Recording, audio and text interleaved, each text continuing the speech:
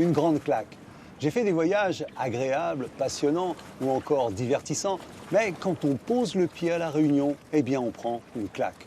Chaussures de marche, masque et tuba, c'est l'équipement de base du visiteur. On était prévenus. L'île est le paradis des randonneurs comme des plongeurs. Mais la puissance des émotions, on la prend de plein fouet. La Réunion, c'est l'île intense, le feu sous la cendre, et pas seulement parce qu'elle est volcanique. Bienvenue dans Passion Outre-mer, grand format. Pour ce voyage, il va falloir faire une croix sur nos idées reçues. Marcher sur le feu, goûter des tisanes d'herbes locales aux vertus bienfaisantes. Croiser, mais pas de trop près tout de même, des requins. Explorer le magma sous-marin. Ici, il faut s'attendre à être bousculé, séduit par des traditions, des ambiances, des histoires. 5 siècles après sa découverte par un navigateur portugais, c'est à notre tour d'explorer ce territoire incroyable dont le paysage est classé au patrimoine mondial de l'UNESCO. Vous êtes prêts pour un voyage tout-terrain? Alors nous partons tout de suite pour La Réunion.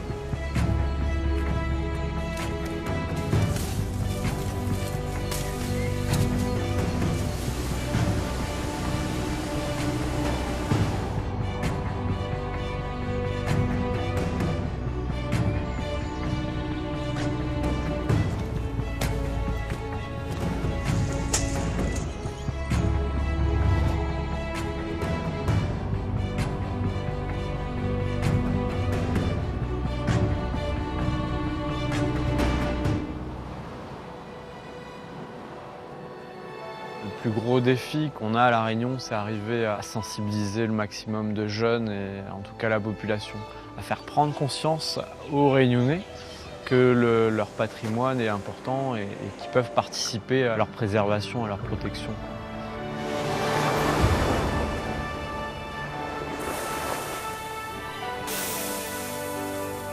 Tous ensemble, on est capable de faire de grandes choses. Si tout le monde prend conscience de l'importance de ces récifs, de tous les rôles qu'ils peuvent avoir, eh bien, on aura peut-être une chance de les sauver demain.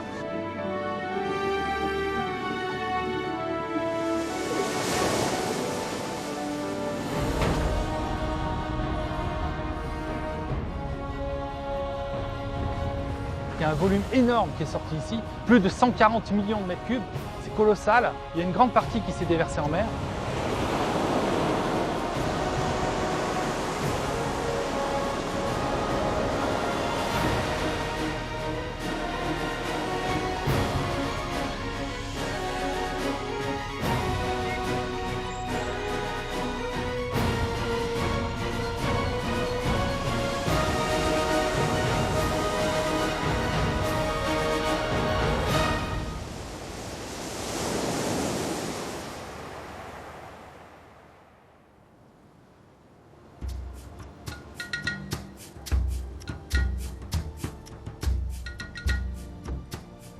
Un paysage lunaire à perte de vue.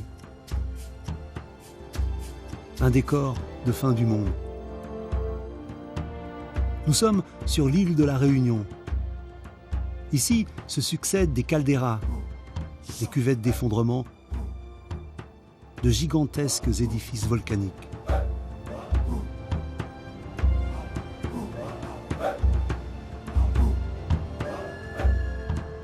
Ce volcan, le piton de la Fournaise, est toujours en activité. C'est un incroyable laboratoire grandeur nature pour les scientifiques. Pour s'y rendre, il faut au moins 2 heures de marche. Le spectacle est grandiose. Voici l'une des attractions majeures, ces coulées de lave solidifiées.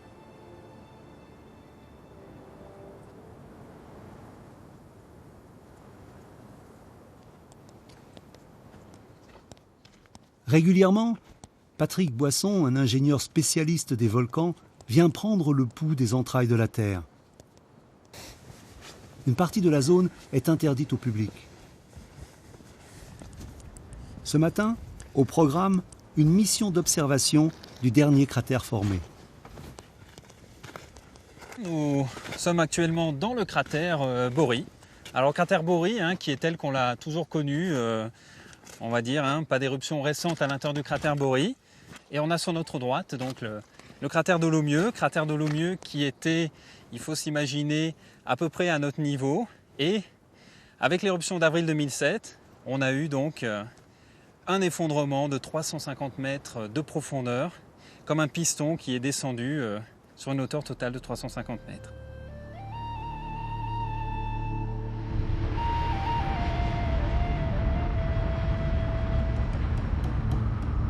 Avril 2007, l'éruption du siècle, la plus importante depuis l'arrivée de l'homme sur l'île. Elle va durer plus d'1 mois.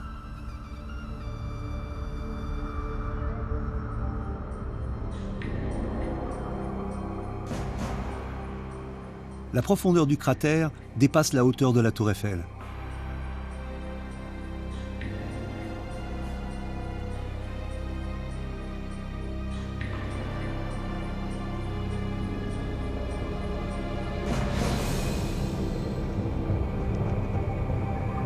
Ça fume encore bien en bas. Ce qu'on a estimé comme volume émis, c'est de l'ordre de 140 millions de mètres cubes.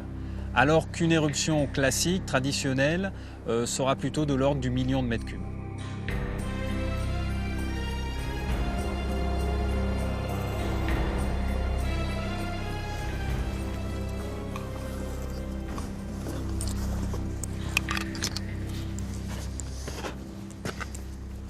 Donc là, on est monté avec une caméra thermique dans le but de faire des mesures de température à l'intérieur du cratère Dolomieu. Plus précisément, les flancs intérieurs et le fond, notamment suite aux éruptions de 2008. C'est intéressant de voir le suivi de la température à l'intérieur. Alors actuellement, donc, sur les flancs, on peut enregistrer des températures de l'ordre en pointe de l'ordre de 60 degrés. Et ensuite, en se déplaçant au niveau de la croûte à l'intérieur du cratère Dolomieu, on voit quelques petites taches un peu plus claires. On arrive à des températures de l'ordre de 150-160 degrés. Alors actuellement, les indicateurs qu'on utilise pour étudier l'imminence d'une éruption, on va dire, ne montrent pas grand-chose. Pas de déformation, très peu de sismicité. Donc actuellement, on est dans une période où vraisemblablement il n'y aura pas d'éruption à court terme. Une bonne nouvelle pour les habitants de l'île. Car en moins de 10 ans, le volcan s'est déjà réveillé 27 fois. Soit en moyenne, une éruption tous les 9 mois. Le piton de la Fournaise est aujourd'hui l'un des plus actifs au monde. Il est né il y a plus de 500 000 ans.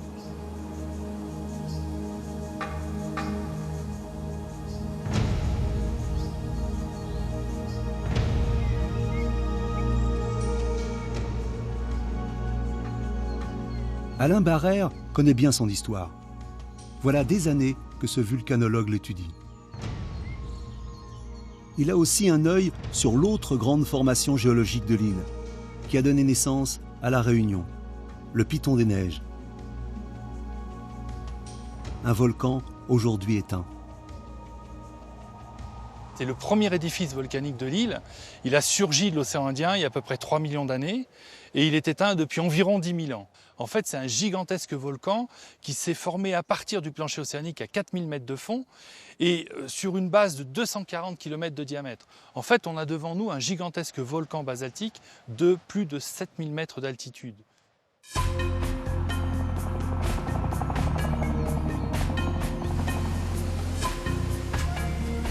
Son relief spectaculaire, La Réunion le doit aussi à la fragilité de ses sols.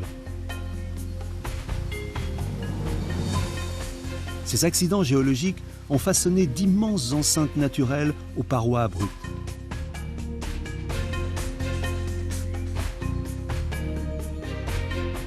On les appelle les cirques. La Réunion en possède 3 dans ses entrailles.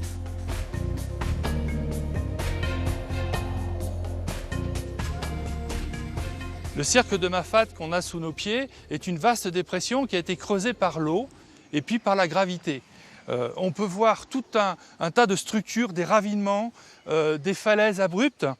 Et en gros, il y a par cirque, Mafate, Salazie et Syllaos, 50 km3 de matériaux qui sont partis à la mer. On a des remparts qui font presque 1000 mètres de haut, avec, comme ici, des surfaces plates qui ont été après colonisées par l'homme.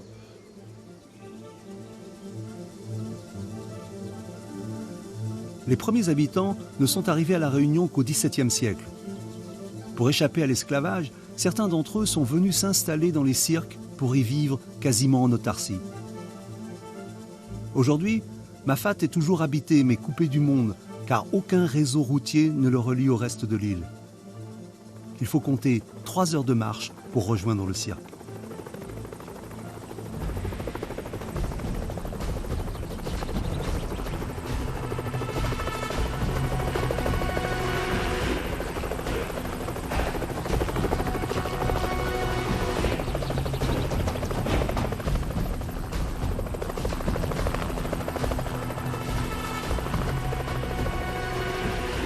Le village est ravitaillé quotidiennement par un hélicoptère.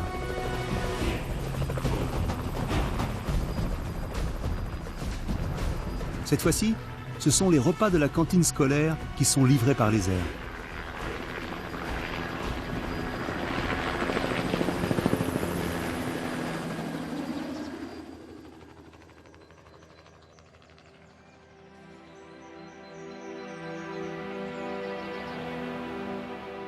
La majeure partie de la population vit sur les étroites plaines du littoral où se concentrent les villes et les villages.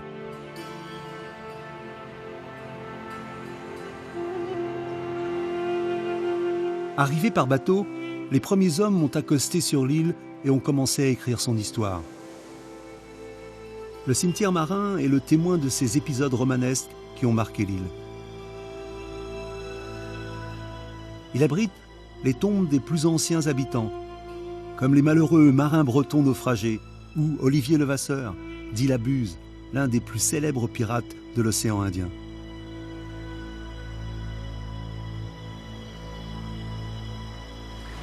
Il aurait caché un trésor estimé à 4,5 milliards d'euros quelque part sur l'île. Aujourd'hui encore, des scientifiques sont à la recherche de ce trésor enfoui depuis plus de 280 ans.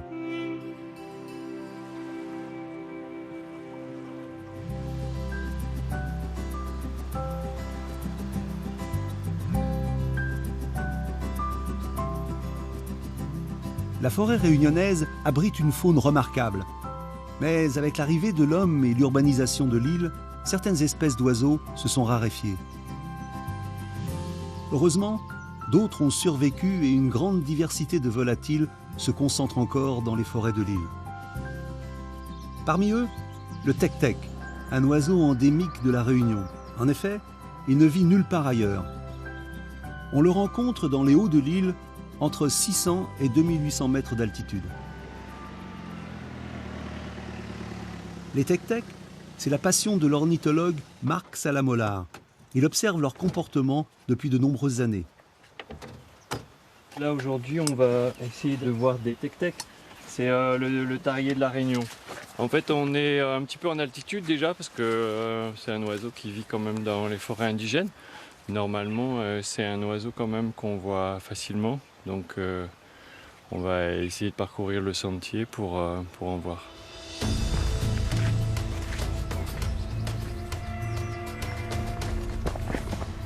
Le tec-tec s'observe peut-être facilement, mais cela demande une certaine condition physique. C'est parti pour plusieurs heures de marche à travers les plus beaux paysages de la montagne réunionnaise.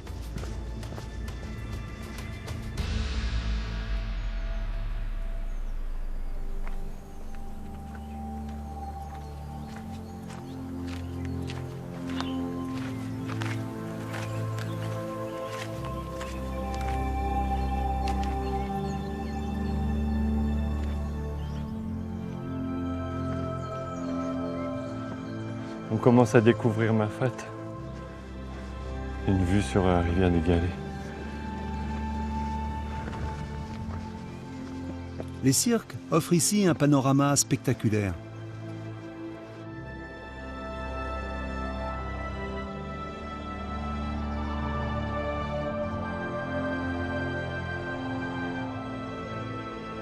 Ils font partie du Parc national de la Réunion, classé depuis 2010 au patrimoine mondial de l'UNESCO.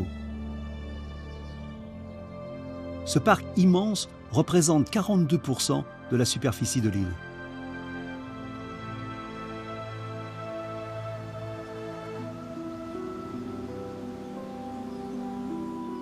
Le tek-tek est vraiment l'emblème de la randonnée et du randonneur, puisqu'il va se trouver sur les sentiers d'altitude.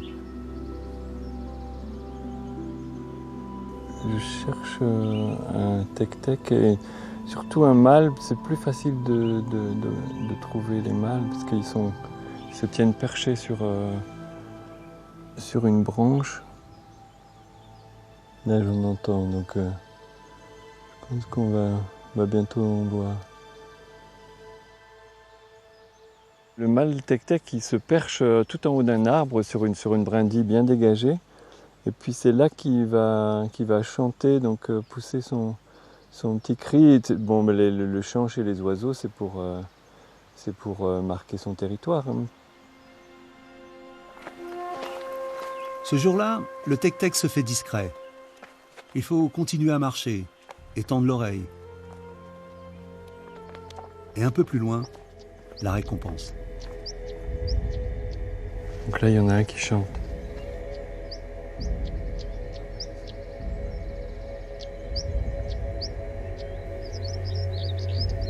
Chanter dans cette direction, ça peut être sur l'arbre qui est là, voilà.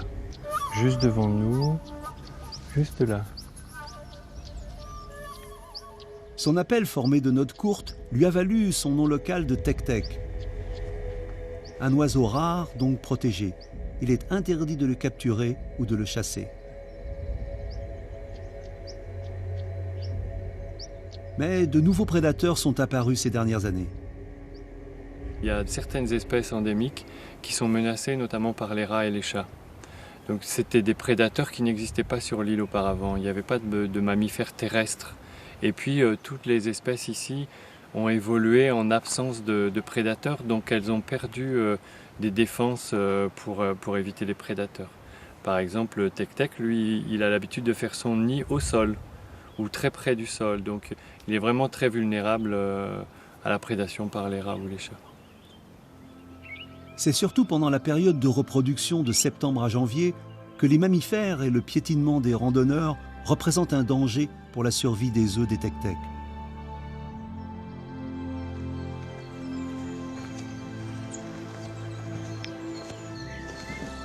C'est au sol aussi que ces petits oiseaux se nourrissent de vers de terre, sauterelles ou criquets. Ils sont vraiment en train de s'alimenter dans cette zone de graminées, de pelouse. Mais je pense quand même ils capturent des insectes. Donc ils cherchent entre l'herbe ou sous les feuilles et ils capturent des insectes.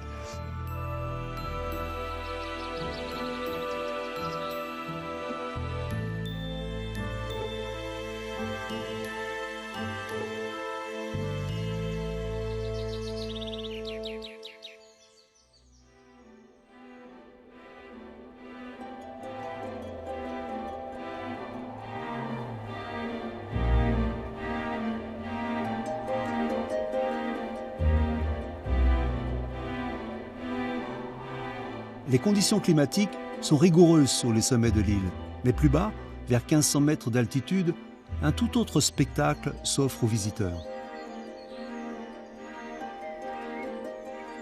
Ici, la végétation est luxuriante. On découvre une multitude de petits parasols végétaux appelés les fangeants.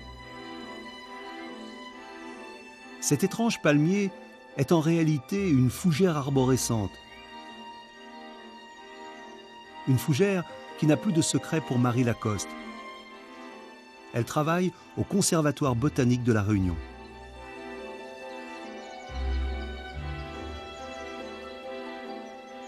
Elle est belle cette forêt, elle est très belle. Alors la caractéristique principale de cette forêt, c'est l'enchevêtrement, vous le voyez, et puis plusieurs sortes de fougères, des orchidées, des mousses, sur des troncs enchevêtrés et des fougères arborescentes. C'est ça la caractéristique de ces forêts.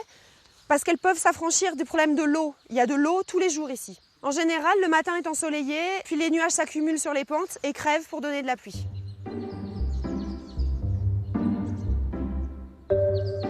Toutes les conditions météo sont réunies pour transformer cette forêt en un richissime environnement naturel.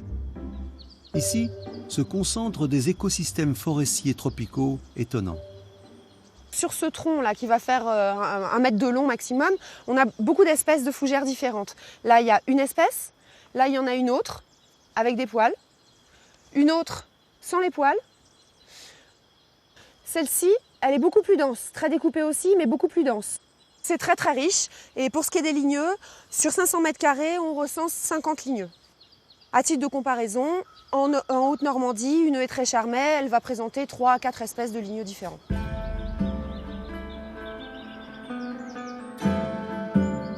Pour les botanistes, la conservation de ce patrimoine terrestre est une priorité, car sur l'île, de nombreuses plantes rares sont menacées de disparaître. Des espèces végétales qui ont poussé à La Réunion bien avant que l'île ne soit habitée.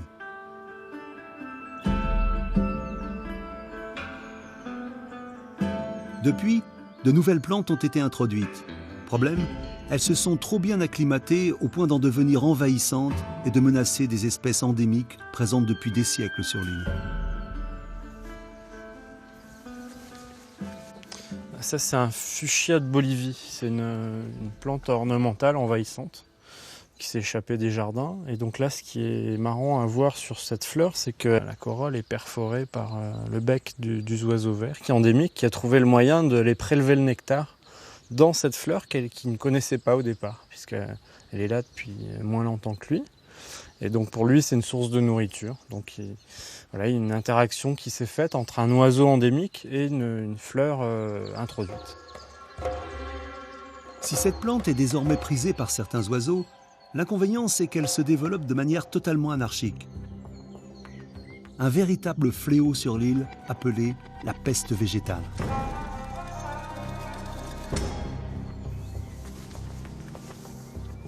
Une préoccupation de chaque jour pour le biologiste Christophe Lavergne.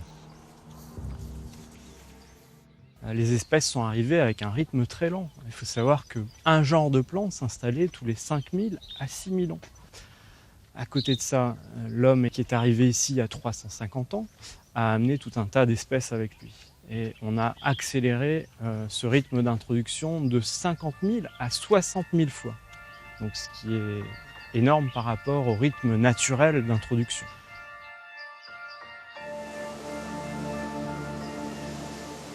À leur arrivée sur les rivages de La Réunion, les premiers colons trouvent peu de végétaux comestibles, à part quelques cocotiers et palmistes. Insuffisant pour se nourrir, ils sont contraints d'importer des végétaux comme le goyavier.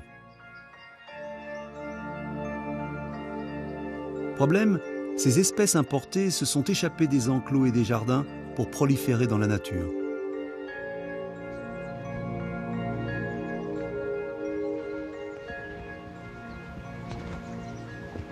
Ah bah, ça c'est du longose. Donc c'est une des pires pestes végétales à La Réunion. Donc ça a été introduit de l'Himalaya pour ses qualités ornementales. Donc là normalement ça fait des très jolies fleurs. Et on l'utilisait également pour faire du parfum. Donc les fleurs sentent très bon. Et là il y en a partout. Dans tout le sous-bois il y en a de partout. Donc les endroits frais et humides comme ici, le longose, il adore. Bon là les fruits sont immatures. On va regarder les graines, et donc, qui sont toutes rouges et qui attirent les oiseaux. Donc c'est sûrement échappé d'un jardin à l'origine. Et donc les oiseaux sont attirés par la couleur, vont disperser les fruits. Donc ça c'est un mode de propagation. Et l'autre mode de propagation, c'est par le sol.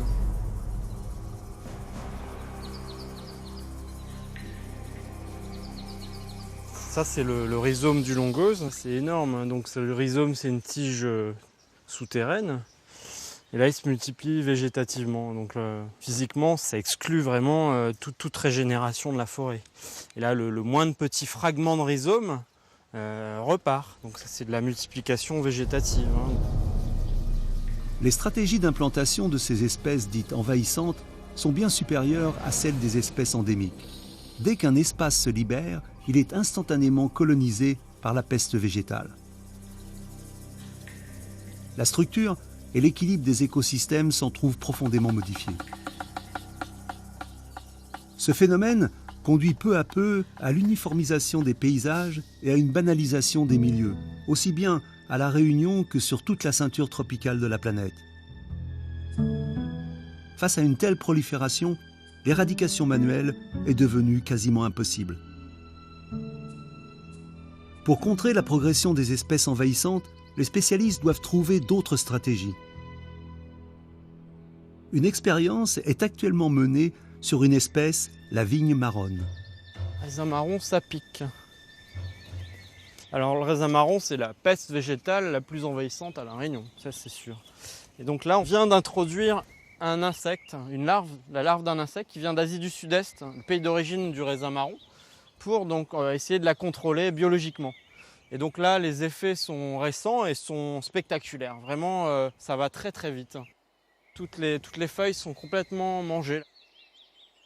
Alors là, tu vois une tige avec plus du tout de feuilles. Donc la larve a mangé toutes les feuilles. Donc la lutte biologique offre vraiment beaucoup d'espoir puisque c'est une économie de moyens humains, de moyens financiers. Une fois que ça marche, c'est parti. Ça va aller partout, gravir les reliefs, aller sur les terrains privés. Donc c'est vraiment intéressant. Une solution ciblée et ingénieuse, car différentes expériences ont prouvé que cet insecte est incapable de s'attaquer à d'autres plantes.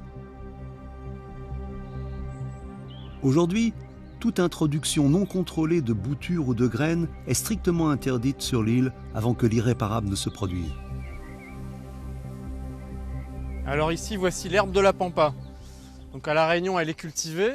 En Camargue, c'est une plante envahissante. Alors si on ne veut pas que ça devienne la peste végétale de demain à La Réunion, il faut l'éliminer.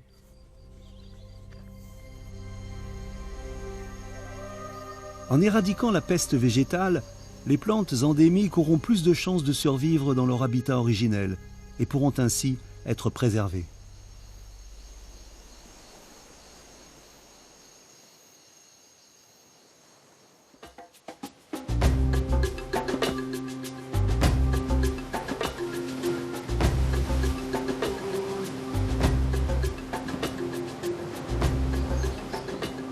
Le paysage de La Réunion est rythmé par les champs de canne à sucre. Ces plantations ont sauvé l'économie de l'île au XIXe siècle, suite aux cyclones qui avaient ravagé de nombreux champs d'épices et de caféiers. Dès 1860, plus de la moitié des terres cultivables de La Réunion sont consacrées à la canne à sucre.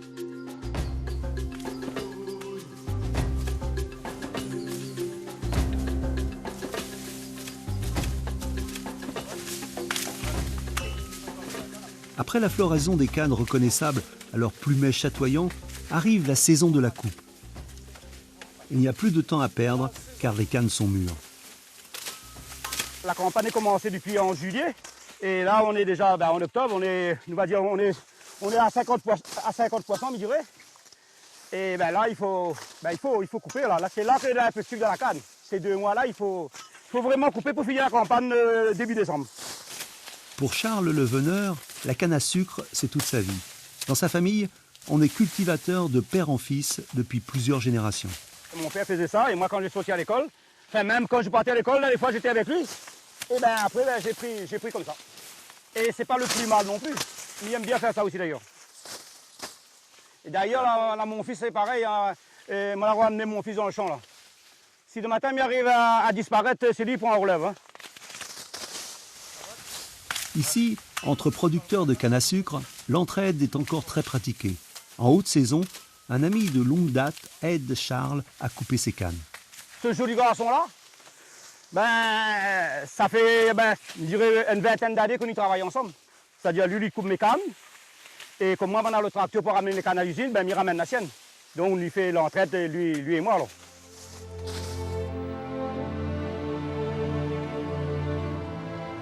Les champs de canne à sucre ont besoin à la fois d'un fort ensoleillement et d'une bonne irrigation. Une fois la taille requise, la récolte se fait à la main à l'aide d'un sabre. Ben, la canne est simple. Pour couper la canne, c'est premièrement de bien avoir par terre. Et avec le sable, vous donnez un petit coup de sucre qui coupe facilement. Et ben, nous, on fait comme ça juste pour nous voir là où on a de sucre ou la pointe de sucre. C'est tout. Et on met par terre. Et c'est avec ça qu'il fait du sucre. Moi, je dirais que c'est le meilleur sucre qu'il y a dans le monde entier. Hein. Pour ça, il y a beaucoup d'oreilles qui viennent vivre à La Réunion. Parce que la canne est sucrée. Et avec la canne, on fait du rhum. Et les oreilles aiment beaucoup le rhum.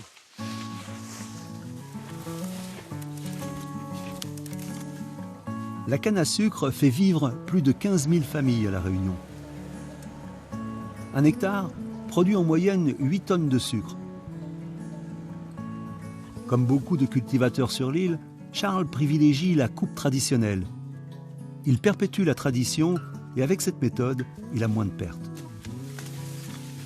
On a 5-6 hectares et ben, tant que nous peut faire à la main manuellement, pour nous, le plus rentable. Parce qu'avec la machine, c'est bien avec la machine, hein, mais il faut avoir des nombres de hectares. Et il abîme les choses, ben, quand on est obligé, on met dedans. Mais quand on a le temps, on peut faire couper nous-mêmes. Et moi-même, personnellement, je trouve qu'en mettant de la machine, on a quand même une perte. Donc là, regarde, nous, on coupe la canne vraiment par terre. Regarde là, c'est vraiment par terre. Et avec la mécanisation, ça peut être comme ça. Hein. Ça reste comme ça par terre. Hein. Donc c'est une perte pour nous. Hein.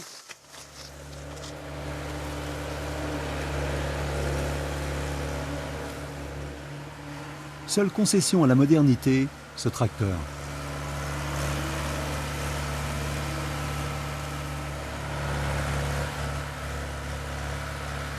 Hé Dominique, fais attention hein.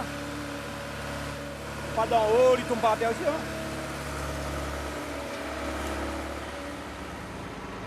Bon allez, on y va.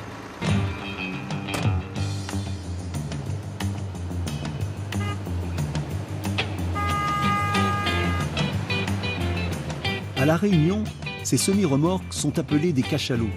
Ils font partie intégrante du patrimoine visuel de l'île. En saison de coupe, on les croise à tous les coins de rue. Ils acheminent les cannes à sucre vers la sucrerie.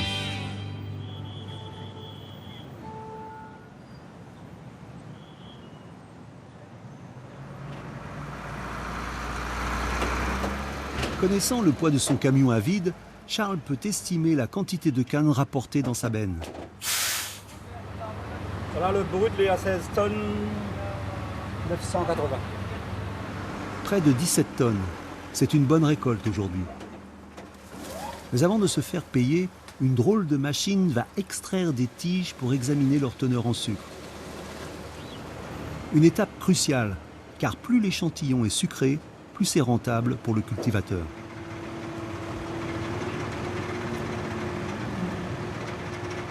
Il faut attendre quand même 2 ou 3 heures pour voir quand même le résultat du sucre. C'est ça qui va déterminer combien d'argent on aura. Là. C'est là le plus important.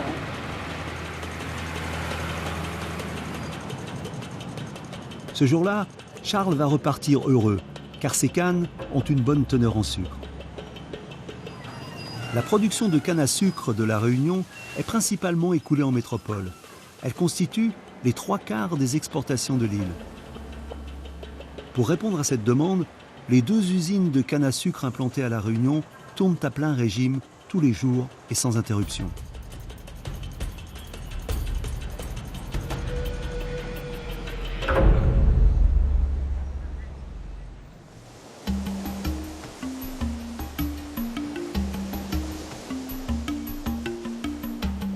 À quelques centaines de mètres de la côte, un fabuleux spectacle se déroule une fois par an.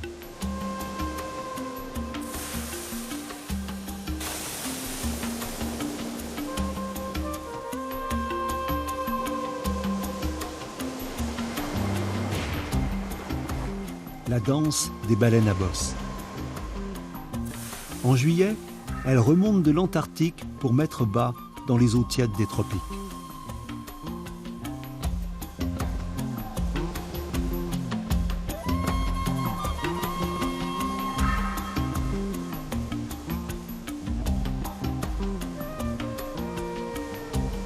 Des eaux renommées aussi pour ses tortues et pour sa barrière de corail.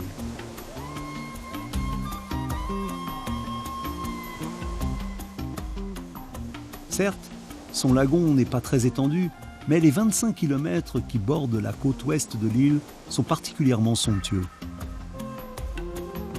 Un environnement riche mais vulnérable.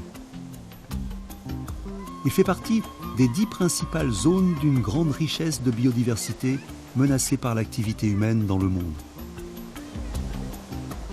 Il a ses gardiens. Allez, on est parti? Voici Tevami, une biologiste membre de la réserve naturelle marine. Pour aider à la préservation de ce récif corallien, elle sensibilise les habitants de l'île. Aujourd'hui, elle reçoit une classe de seconde. Bonjour, je m'appelle Teva, donc c'est moi qui vais vous accompagner dans l'eau aujourd'hui. Alors dans l'eau, est-ce que vous savez qu'est-ce qu'on peut rencontrer? Des poissons, des coraux, des oursins. Alors on va pouvoir d'abord voir du sable et puis au fur et à mesure qu'on va avancer, on va tomber sur des colonies de coraux. Et ces coraux, ils sont très importants parce qu'ils vont permettre d'avoir tout ce qu'il y a autour de nous actuellement. Par exemple, le corail permet de fabriquer ce qu'il y a sous vos pieds, c'est-à-dire le sable. Le corail, il va également permettre de fabriquer ce qu'on a là-bas qui arrête les vagues.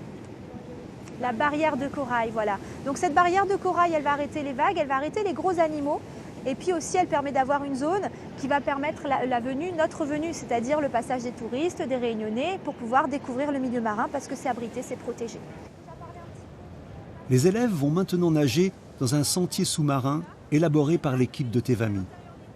La réserve a obtenu la palme IFRECOR, un prix décerné pour les meilleures initiatives de sauvegarde des récifs de corail. Objectif de la visite, adopter dès que possible un comportement éco-responsable. Pendant la visite, il faudra également faire attention où vous posez les palmes. Donc privilégiez vraiment les zones sableuses. S'il y a autre chose que du sable, on ne pose pas les palmes, tout simplement parce qu'il peut y avoir des organismes qui sont fragiles et en posant les palmes dessus, on va tout simplement les abîmer, les écraser, les dégrader. Et une espèce très caractéristique aussi du récif qu'on va croiser, c'est le boudin. Donc le boudin, c'est le nom créole qu'on lui donne. Souvent, quand on touche pour la première fois, les gens ils disent c'est doux comme du velours. Donc ce sera à vous de vous faire cette idée-là si vous avez envie de toucher. Voilà. La plupart de ces élèves connaissent déjà le lagon, mais aujourd'hui, ils vont apprendre à le découvrir d'une toute autre manière.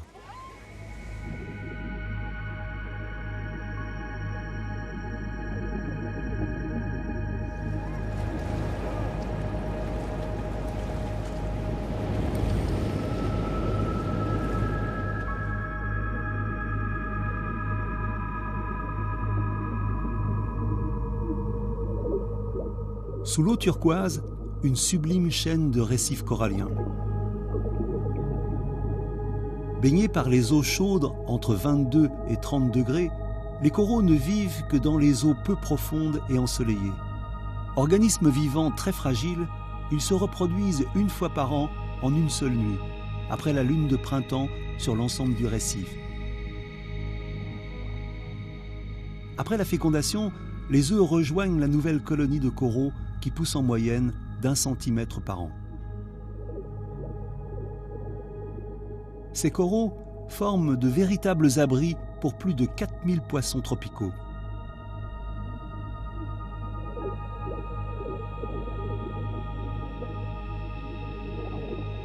Parmi eux, ces sergents majors, reconnaissables à leurs rayures jaunes et noires, des bancs de poissons habitués des récifs coralliens. Autre espèce, ces demoiselles à 3 bandes noires, surnommées les demoiselles bonbons. À La Réunion, les récifs coralliens sont dominés par des espèces de corail branchus à croissance rapide. 190 sont répertoriés.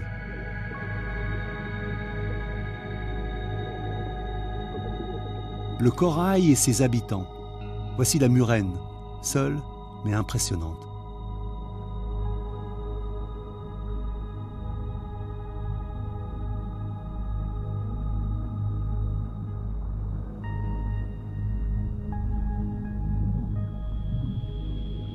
Et le fameux boudin, autrement appelé concombre des mers.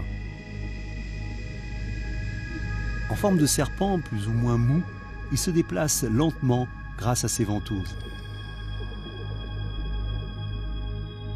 Ces boudins sont très nombreux dans le lagon, mais ne présentent en principe aucun danger.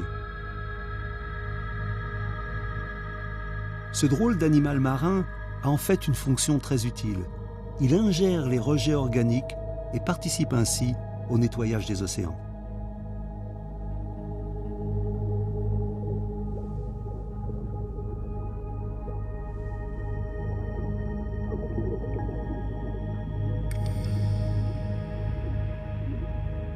Ces coraux sont aujourd'hui menacés en raison de la surpêche, du braconnage et du piétinement des nageurs. D'où l'importance de cette sensibilisation. Alors j'ai appris qu'il fallait préserver la vie sous-marine. J'ai appris surtout à quoi servait la barrière de corail. J'ai fait attention où mettre les pieds parce que comment les coraux sont très fragiles. Que si on les touchait trop, ils pouvaient mourir. Ils mourraient facilement. Moi, mon ressenti, c'est qu'on est tous des gouttes d'eau, mais que tous ensemble, c'est un océan. Et que tous ensemble, on est capable de faire de grandes choses. Si tout le monde prend conscience de l'importance de ces récifs, de tous les rôles qu'ils peuvent avoir, eh bien, on aura peut-être une chance de les sauver demain. Et il faut savoir aussi que finalement, la vie sur Terre est arrivée de la mer. Donc si on ne protège pas la mer, on risque de perdre aussi tout ce qu'il y a sur Terre. Cette prise de conscience, les Réunionnais sont nombreux à la partager. Une autre espèce animale est réellement menacée de disparition. Il s'agit des tortues marines. Autrefois, elles étaient très nombreuses à La Réunion. Mais, avec l'urbanisation du littoral, elles ont abandonné progressivement les plages. Elles sont également victimes de braconnage, de pollution ou d'attaques de requins. Pour leur sauvegarde, Kélonia, l'Observatoire des tortues marines, joue un rôle très important. Le centre est avant tout un véritable hôpital pour les tortues.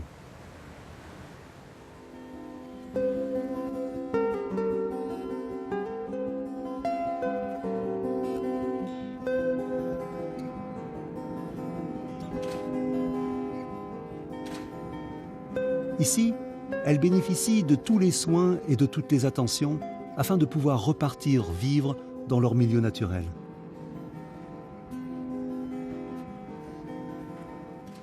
Le centre héberge les tortues en convalescence ou celles qui ne sont plus assez autonomes pour survivre en mer.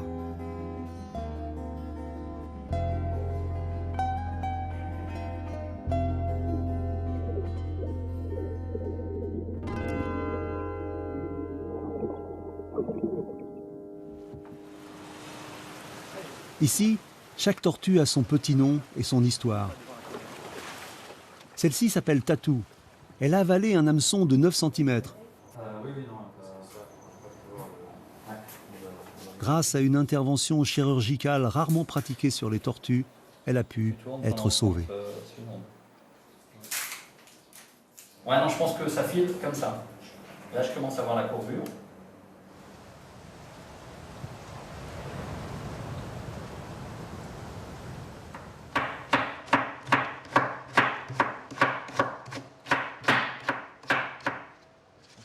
Bernardin soigne les tortues au quotidien. En milieu naturel, les tortues vertes passent leur temps à manger, à brouter sur le fond. Du coup, nous avons mis en place un planning de nourrissage. Les tortues sont nourries toutes les 2 heures. Donc en face de moi, j'ai un tableau de nourrissage avec le poids qui correspond à chaque légume. Là, vous avez aussi bien les braides, les choux. Tout à l'heure, on va recevoir des endives, des christefines également. Les tortues blessées sont placées dans des bassins individuels. Dès qu'elles vont mieux, elles sont transférées avec leurs congénères dans un espace plus grand. Dans ce bassin-ci, en fait, vous avez des tortues de différentes tailles. Là, les plus petites sont les tortues en fait, qui sont nées sur Kélonia en 2013. Ce sont des tortues en fait, dont les œufs en fait, proviennent du milieu sauvage. On nous avait annoncé qu'en fait, qu'il y aurait eu une grosse houle et que le nid en fait, était censé partir avec la houle. L'idée pour nous, c'était de pouvoir délocaliser ce nid pour donner plus de chance à la naissance des bébés tortues. Maintenant, on les a transférés dans un bassin plus grand et on continue à les nourrir jusqu'à leur départ.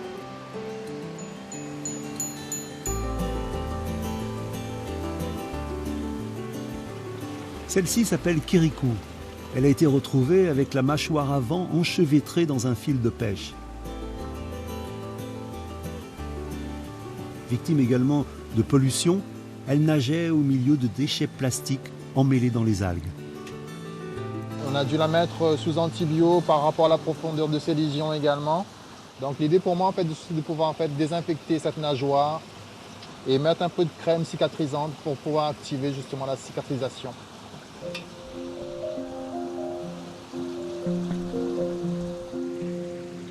La convalescence, elle est longue. Ça va de 2 mois, 3 à 4 mois, suivant les individus, suivant l'état dans lequel elles arrivent. Mais on finit par les remettre sur pied pour qu'elles puissent regagner la mer. Tatou et Kirikou s'en sont sortis et ont pu repartir vivre dans leur milieu naturel. La dernière arrivée s'appelle Lily. Victime de braconnage, elle est considérée comme une miraculée au centre de soins. C'est Gérard qui s'occupe d'elle aujourd'hui. Elle nécessite des soins particuliers. Donc on l'a retrouvée malheureusement avec une flèche qui a transpercé de part et d'autre de ses globes oculaires. Lorsqu'on la regarde comme ça, on a l'impression vraiment qu'elle n'est pas en forme. Mais quand on connaît véritablement son histoire, moi la première fois que je l'avais vue, je pensais vraiment pas qu'elle allait passer les premières heures ici à Kélonia. On va la sortir de l'eau. Alors on va récupérer la petite Lily. Elle bouge, hein. C'est bon signe. Ça a commencé à se résorber, on voit même une activité par rapport à son œil. Elle arrive à m'entendre, elle arrive à tourner la tête et le globe oculaire droit commence déjà à bien tourner. De l'autre côté, malheureusement, c'est encore assez gros. Et là, on va prodiguer donc une batterie de soins sur elle pour essayer vraiment de la remettre en forme. Le braconnage des tortues est malheureusement fréquent dans les îles Mascareignes.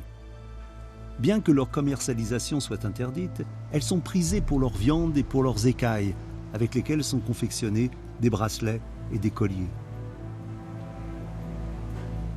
Lentes à se déplacer, les tortues sont des proies faciles pour les braconniers. Mais Lily, elle, a réussi à leur échapper.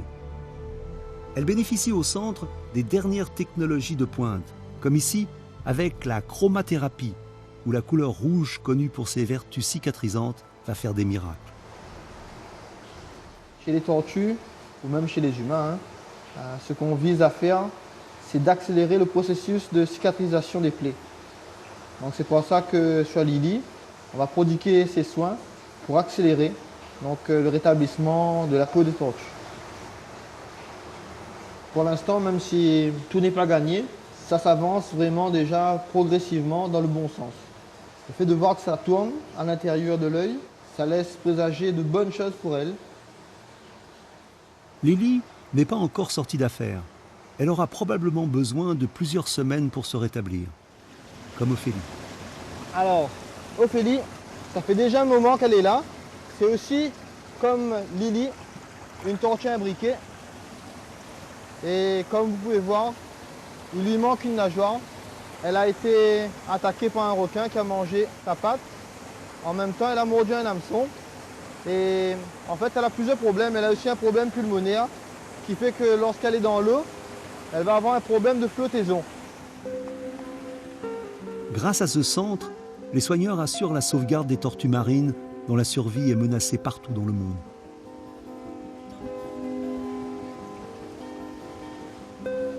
Ophélie et Lily vont recevoir des soins quotidiens. Nous reviendrons prendre de leurs nouvelles dans quelques semaines.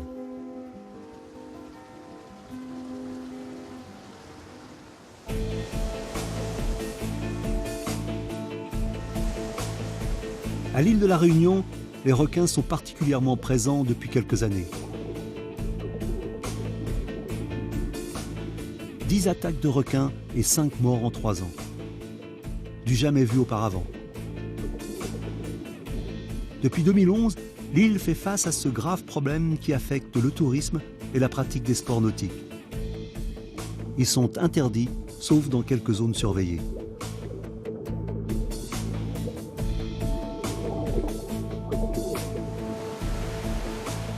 Le risque d'attaque à La Réunion est plus élevé que partout ailleurs dans le monde, avec 1 à 2 morts pour 500 pratiquants en moyenne par an. En comparaison, l'Australie a une population de 2 millions de surfeurs pour 1 à 2 décès d'attaques de squales chaque année.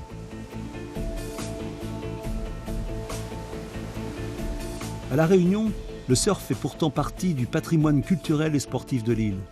Les surfeurs n'ont en théorie plus le droit de pratiquer leur sport librement.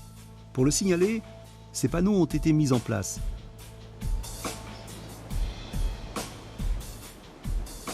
Pour Éric Sparton, président de la Ligue réunionnaise de surf, c'est un coup dur. Voilà, donc là, on a les panneaux qui ont été imposés à l'ensemble des communes par la préfecture de La Réunion pour prévenir des risques. Vous voyez le petit losange avec le requin qui prévient en eau trouble qu'on pourrait en avoir. Maintenant, bon, là, c'est vrai qu'on arrive en période estivale. On n'a pas eu d'attaque depuis un moment, mais ces panneaux sont imposés quand même. Malgré l'interdiction de pratiquer des sports nautiques, certains surfeurs continuent de taquiner la vague du matin au soir. C'est les gens qui continuent à surfer qui ont inventé en fait ce tag que vous voyez. Ils ont apposé ça sur beaucoup de murs de Saint-Pierre et de panneaux de Saint-Pierre pour un petit peu faire comprendre leur rébellion face à un arrêté préfectoral. Ces panneaux, installés depuis plus d'1 an, font polémique. Les surfeurs peuvent être verbalisés, mais en théorie seulement, parce que dans les faits, peu le sont. Ça les gars, du soleil. Profite du soleil, bah ouais. Le panneau, que ce soit là, que ce soit pas là, bah voilà quoi. Tout le monde le fait, après bah, c'est sûr que les lois bah, sont pas souvent appliquées quoi. Je connais quelques dalons qui ont déjà eu des amendes, des lettres recommandées, ouais. Je crois que ça tournait dans les alentours de 55 €, 30 ou 55 €, un délire comme ça. Après c'est sûr que s'ils commencent à verbaliser tout le monde, bah, il y aura peut-être une révolution ou même peut-être que les gars vont arrêter de surfer, mais je pense pas. Les gars trouveront toujours une solution pour surfer. Je pense que ça va freiner pas mal de gens pendant un petit moment quand même. Mais après, ça reviendra toujours. Il y aura toujours des gens pour surfer ici. Il y a des gens qui font du rallye, ils vont avoir un accident, ils vont toujours reprendre leur voiture. Il y a des gens qui vont faire du cheval, ils vont tomber de cheval, ils vont remonter à cheval. Donc nous, il y a des attaques, mais on continue à aller dans l'eau. Mais après, on est conscient, il peut nous manquer un bras, une jambe. Mais bon, après, nous, on ne demande à personne de nous pleurer, on est conscient du risque. Donc si ça nous arrive, c'est pas la peine de polémiquer, de dire ah, ceci, cela. Nous, on sait ce qui peut nous arriver, c'est tout. Ces sportifs vivent avec le risque requin en toute connaissance de cause. Le requin, il est là et on peut rien y faire. Hein. Et on n'a pas le choix, hein, comme tous les gars là. On essaye de s'amuser comme on peut. Voilà, il y a d'autres loisirs, c'est sûr. Mais je pense qu'à La Réunion, il faut mettre en avant les sports nautiques, quoi. Heureusement, la plupart des surfeurs respectent les dernières consignes de sécurité. Ne jamais surfer tôt le matin ou en fin de journée, car c'est dans ces horaires que les requins ont faim. Ne pas surfer par temps de pluie ou en eau trouble. Ne pas porter de tenue brillante et ne jamais surfer seul. Car ne plus pouvoir surfer du tout, pour certains, c'est impensable. Pour moi, ça fait partie de La Réunion. Je suis venu ici pour surfer. Je ne comprends pas pourquoi ils ont fait cette interdiction ici. Je pense que c'était plutôt pour protéger l'État plutôt que protéger les surfeurs. Moi, j'ai beaucoup d'amis d'ailleurs, ils aimeraient venir ici surfer, mais il y en a beaucoup qui ne viennent pas. La Réunion a besoin des touristes, il y a que des gros problèmes de chômage ici, tout le monde connaît ça. S'il y avait plus de touristes, l'économie ira mieux et on ne peut pas choisir quel touriste on veut.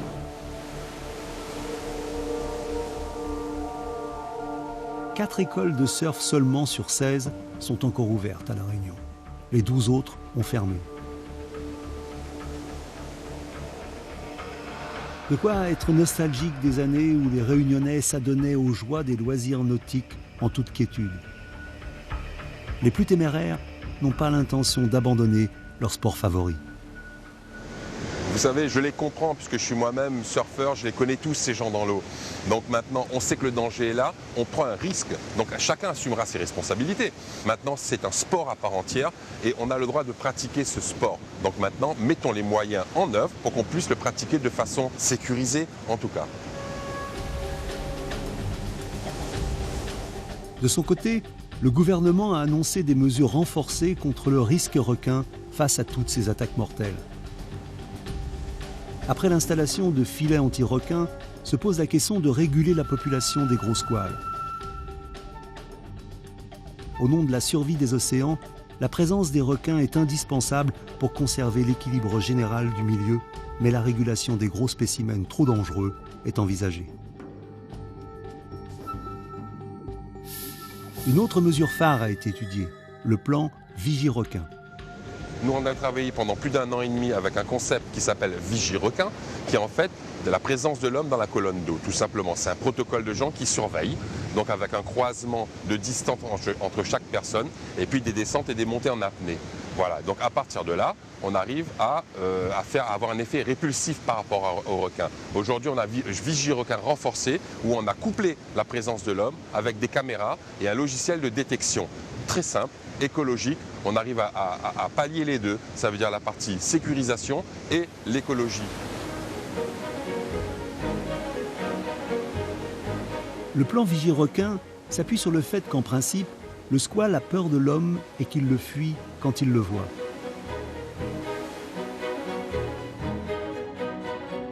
Les plongeurs présents dans l'eau peuvent donc prévenir les surfeurs qui, eux, ne voient pas le requin. Car le surfeur sur sa planche, lui, ressemble à une tortue vue sous l'eau et il est en première ligne des attaques. Le plan Vigie-Requin a déjà fait ses preuves en 2012 à La Réunion, mais l'État l'a abandonné après la mort d'une fillette sur le rivage en 2013. Principalement, ce sont les requins bulldogs qui attaquent. La taille et le poids de ces requins peuvent dépasser les 3 mètres et les 300 kilos.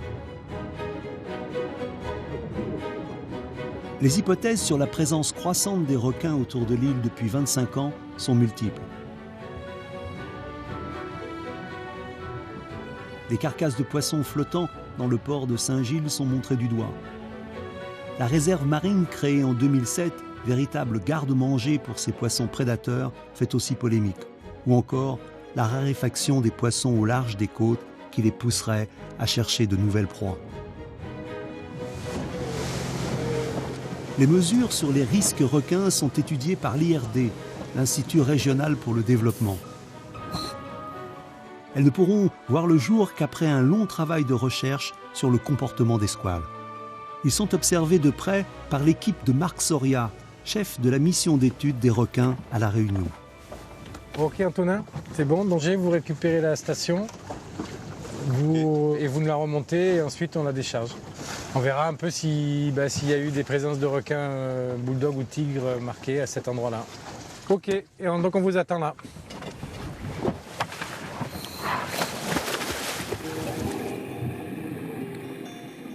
Les scientifiques ont installé des stations d'écoute qui permettent de détecter les émetteurs placés préalablement sous la peau des requins.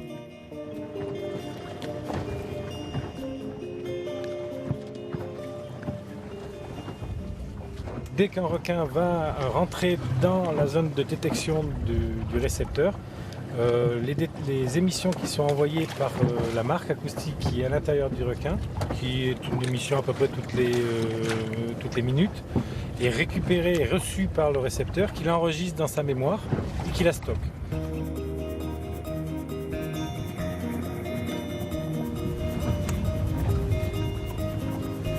Il remonte la marque. D'accord. Eh bien les voilà qui reviennent. Eh bien, c'est top. Avec la station, super. Et ben la voilà. Super, merci. Donc là, 119 610, très bien, c'est celle-là. Et donc là, avec l'ordinateur, je vais pouvoir récupérer l'ensemble des données qui sont contenues dans la station d'écoute. Voilà, donc là, il me l'a reconnu. Là, j'ai l'ensemble des informations concernant la station. Le nombre de détections. Ah, mais il y en a des détections ici. Il n'y en a pas énormément, mais il y en a. 2144 détections en l'espace de 4 mois, c'est pas énorme. Il y a un requin qui est passé hier à 13h54 minutes et 33 secondes.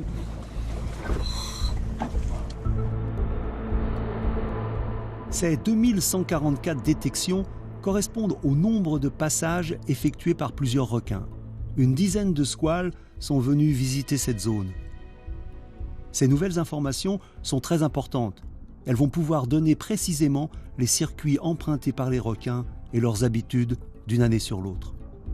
À l'heure actuelle, on a un certain nombre de zones qu'on connaît qui sont des zones où il y a une densité en requins qui est beaucoup plus importante. C'est notamment le cas sur la zone de Saint-Gilles, c'est notamment le cas sur la sortie de l'étang du Gol, rivière Saint-Étienne. Mais on s'aperçoit que par exemple la zone de l'Arche Saint-Gilles est beaucoup moins fréquentée cette année, aux mêmes périodes que les années précédentes. Donc ça veut dire qu'il y a une évolution qui se fait de cette répartition des requins, à la fois au cours des années, mais aussi d'une année à une autre.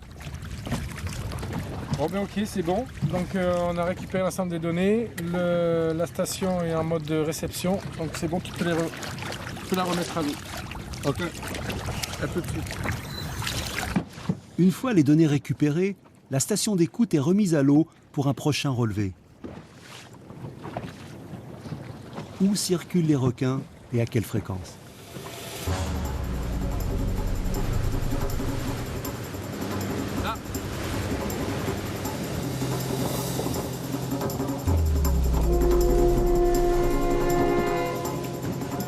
Nous, ce qu'on espère, c'est que les informations qu'on va pouvoir fournir en termes de présence de requins, en termes de situation, par exemple, de ces requins dans la colonne d'eau, en termes de densité de requins, vont permettre d'apporter des informations qui vont permettre d'aider justement à la prise de décision beaucoup plus spécifique sur le risque requin.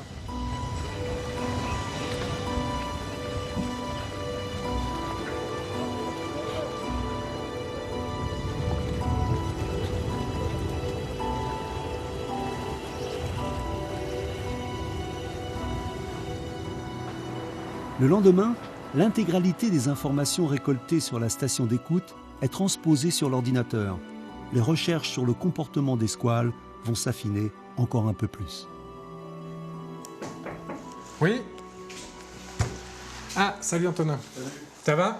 Ça va et toi? Ok, ben oui, ça va. J'étais en train de regarder les données là qu'on a récupérées, c'est pas mal, hein, c'est intéressant. Alors bon, tu vois, par exemple, un des indices que j'ai calculé pour avoir un indicateur du comportement exploratoire, c'est les moyennes de distance parcourue par mois ou par jour. Et tu vois qu'on a des requins qui peuvent faire à peu près 14 km par jour en moyenne. Et par exemple, celui qui a fait 14 km, en tout, sur tout le suivi qu'on a fait pendant 1 an et demi, il a fait 6547 km en parcourant, en passant d'une station à une autre. Hein. Ça ne veut pas dire qu'il est allé en ligne droite, au contraire, il a même beaucoup exploré, mais c'est énorme. Et c'est une grande proportion, hein. C'est 1, 2, 3, 4, 5, 6, 7. Ils sont à plus de 3000. 19. Donc c'est 19 requins qui vraiment explorent énormément sur la trentaine, donc c'est 2 tiers. C'est-à-dire que c'est beaucoup les mêmes qui sont là. Les relevés des récepteurs indiquent que les requins sont présents de manière régulière près des côtes et à proximité immédiate des zones balnéaires.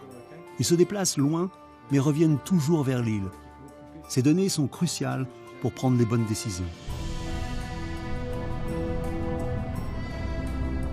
Les mesures contre le risque requin sont longues à se mettre en place car l'équilibre à trouver entre l'homme et la nature est complexe.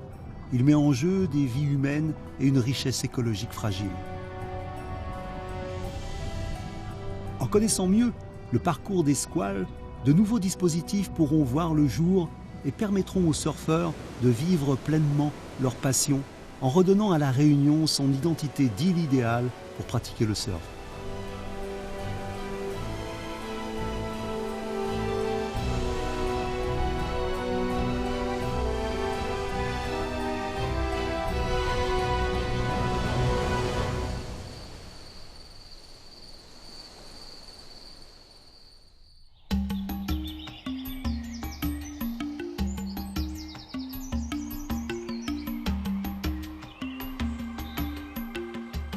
Parmi la grande diversité des végétaux de La Réunion, les espèces les plus rares sont conservées ici, à l'Observatoire de la flore et des habitats.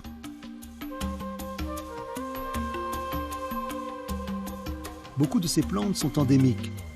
Certaines sont menacées de disparition. Pour le biologiste Christophe Lavergne, la survie de ces végétaux est primordiale. À La Réunion, on a un endémisme très fort et malheureusement, c'est une flore aussi très fragile, quoi.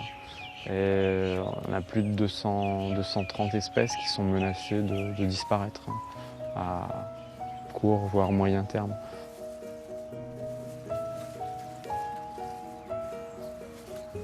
Le plus gros défi qu'on a à La Réunion, c'est arriver à sensibiliser le maximum de jeunes et en tout cas la population, à faire prendre conscience aux Réunionnais que leur patrimoine est important et qu'ils peuvent participer à leur préservation, à leur protection, quoi.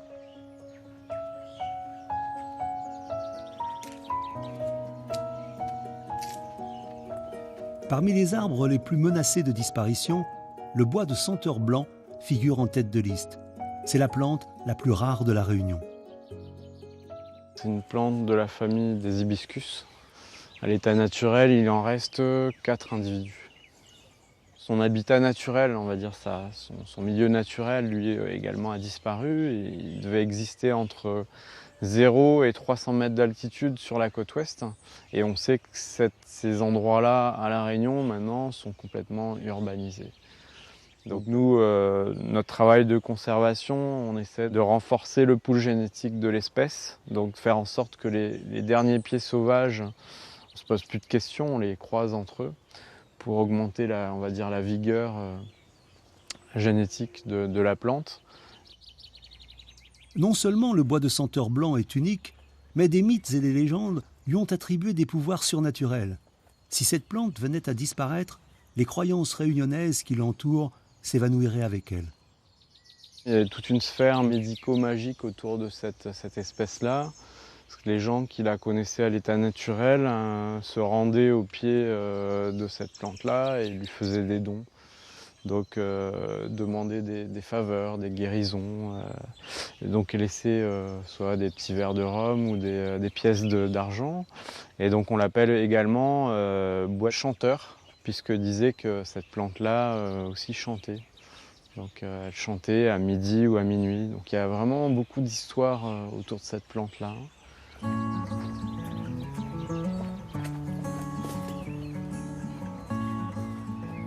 Le bois de senteur blanc n'est pas la seule plante en danger. Christophe nous fait découvrir une autre petite merveille de l'île, menacée d'extinction elle aussi. Voilà. Là, c'est ce qu'on appelle le bois d'ortie, qui est une ortie géante, arborescente. C'est une herbe géante en fait. Vous voyez, il y a un tronc qui est assez tortueux. Donc les feuilles sont regroupées à l'extrémité des rameaux et là, à l'heure actuelle, c'est en fleurs. Donc c'est une plante qui est endémique des Mascareignes, qui est assez rare à l'état naturel. Et donc bois d'ortie parce que sous ces feuilles, c'est un petit peu urticant. Voilà, on passe un peu la main dessous, c'est pas aussi urticant qu'une ortie, mais voilà, de toute façon c'est la même famille.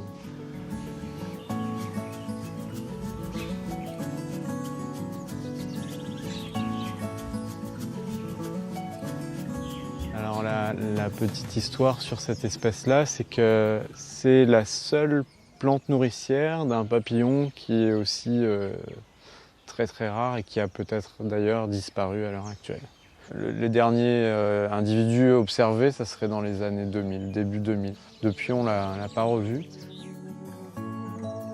Il reste malheureusement peu d'espoir pour ce papillon qui n'a pas été vu depuis une quinzaine d'années.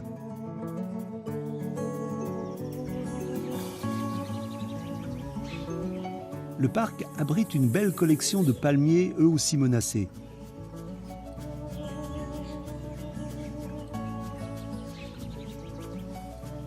Il en existe 6 espèces à La Réunion, 4 d'entre elles sont comestibles et c'est là tout le problème.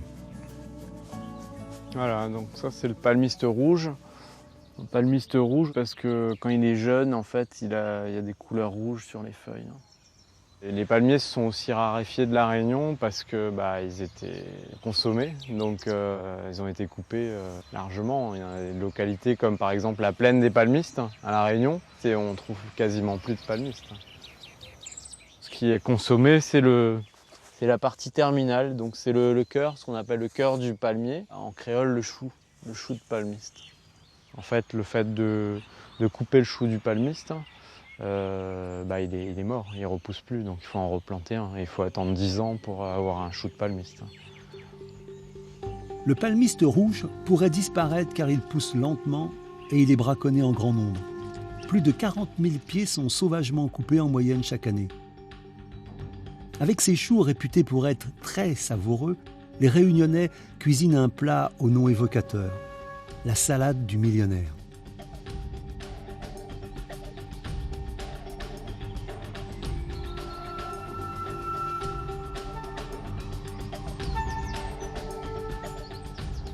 Pour Christophe Côme et Patchi Souars, inspecteurs de l'environnement du Parc national de la Réunion, c'est une préoccupation de chaque jour. Aujourd'hui, ils vont s'aventurer sur les lieux suspectés de braconnage et constater l'ampleur des dégâts. Et voilà, on est ici. On est ici, donc on voit les grenouiller dans cette zone, sur le plateau, le sentier là, qui descend sur la rivière des Marsouins. C'est encore un des derniers reliquats où il reste quelques palmistes, on va dire faciles d'accès. Sur cette zone-là, et puis après on verra. On va aller voir ça. Okay.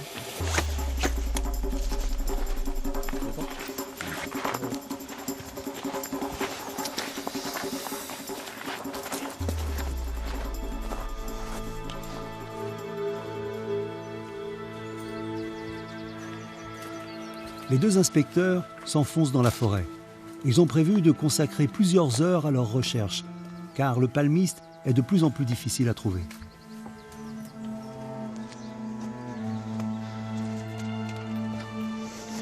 On est sur des sentiers qui sont assez fermés, assez confidentiels, on va dire, et qui sont utilisés quasi exclusivement par les usagers de la forêt ou les braconniers.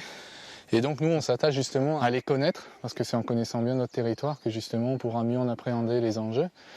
Et par conséquent, ensuite, appréhender, dans un autre sens du terme, les personnes qui y portent atteinte.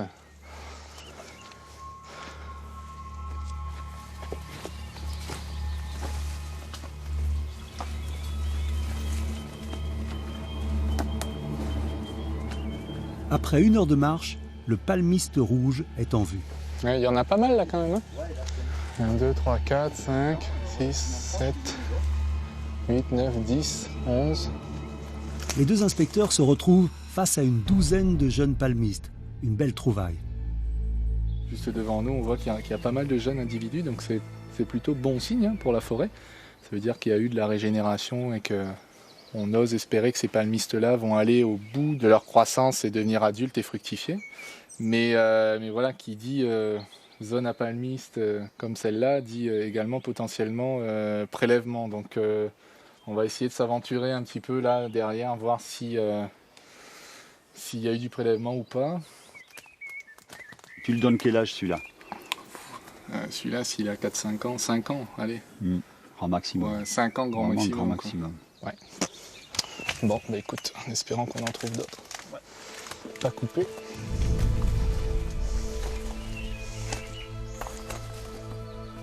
La crainte de l'inspecteur est justifiée. Un peu plus loin, le braconnage vient juste d'avoir lieu.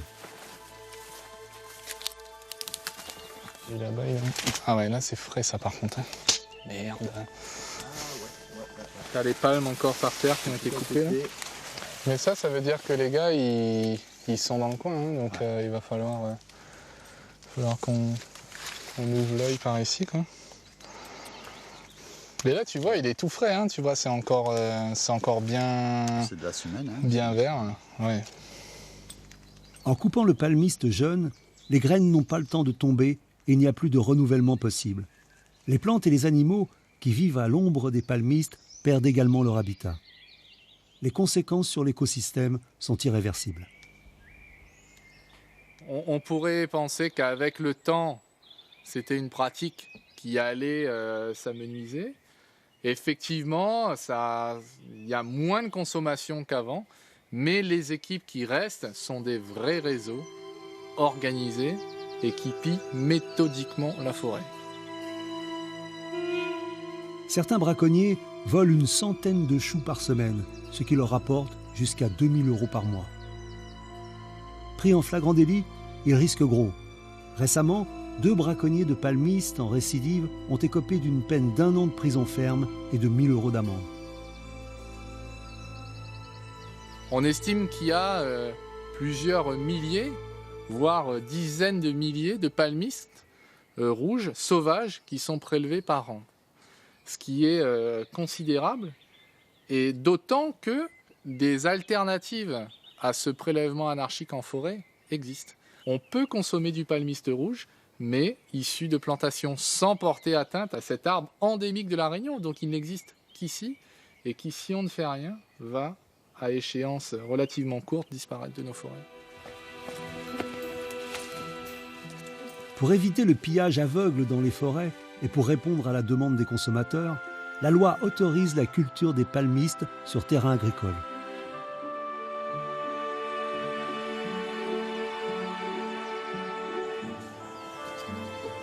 André Fiarda, planteur de père en fils, a fait ce choix. Pour lui, le palmiste cultivé est aussi bon que le palmiste sauvage. Mis à part quelques principes de base, la culture de ces palmiers ne lui demande pas beaucoup d'entretien. Le palmiste, du coup, l'a planté, un petit coup de débroussaillage, vous débroussaillez un petit peu, vous n'avez pas besoin de mettre des herbicides dedans, et voilà, ça pousse. Il faut les bien organiser, bien suivre sa culture, ou bien faire comme il fait là, replanter au fur et à mesure, quand il est presque bon à récolter, on met des petits plants derrière. Au moins, ça garde un peu d'humidité pour les petits, comme ça, quand on fait la sécheresse. Contrairement aux braconniers, André, lui, a le droit de couper ses palmistes pour les revendre. Ces arbres sont répertoriés et il les coupe à maturation. Petite démonstration. On commence par couper les feuilles. On enlève la tête. Et puis on commence par le bas.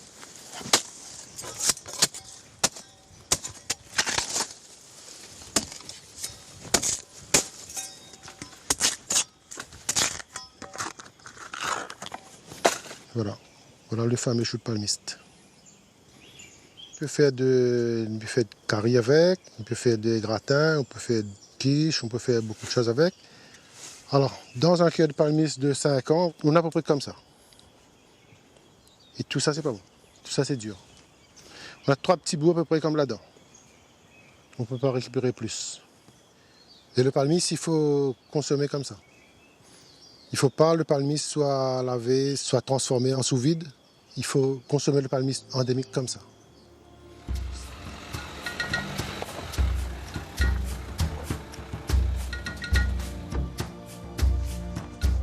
Personne ? Christophe, l'inspecteur de l'environnement, vient rendre visite à André, car ce cultivateur est victime lui aussi de braconnage dans son propre champ. En train de mettre propre ? On va après nettoyer un petit peu le champ. Au moins les petits dessous, ils regagnent l'air. D'accord.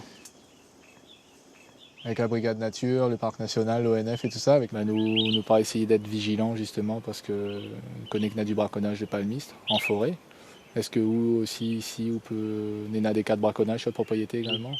Ici, quand il est période de fête, on a toujours des personnes qui viennent couper. Et ces personnes-là, on ne peut pas attraper du tout. Notre fois, c'est une 15-20, et notre fois, il peut couper 100 choux aussi. Il faut 2 ans pour faire un plan, 5 ans sur le terrain. Quand une personne vient et coupe, il décourage. C'est pour ça qu'on a beaucoup, ils ne plantent plus. Bien sûr. Le jeune ne veut plus planter, c'est par rapport à ça. La culture des palmistes peut être décourageante. 7 ans avant d'avoir ses premiers choux, et on risque de se les faire voler en une nuit.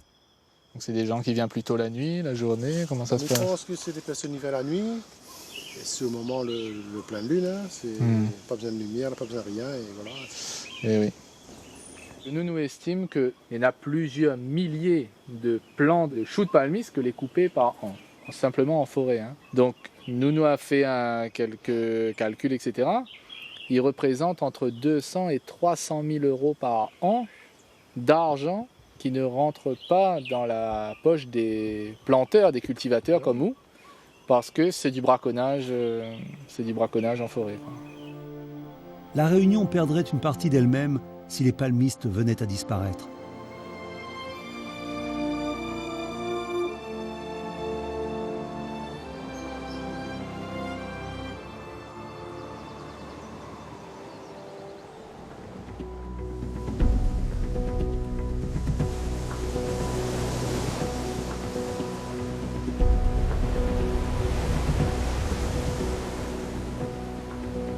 3 semaines plus tard, nous retournons prendre des nouvelles des 2 tortues blessées, Lily et Ophélie, au centre de soins Kélonia.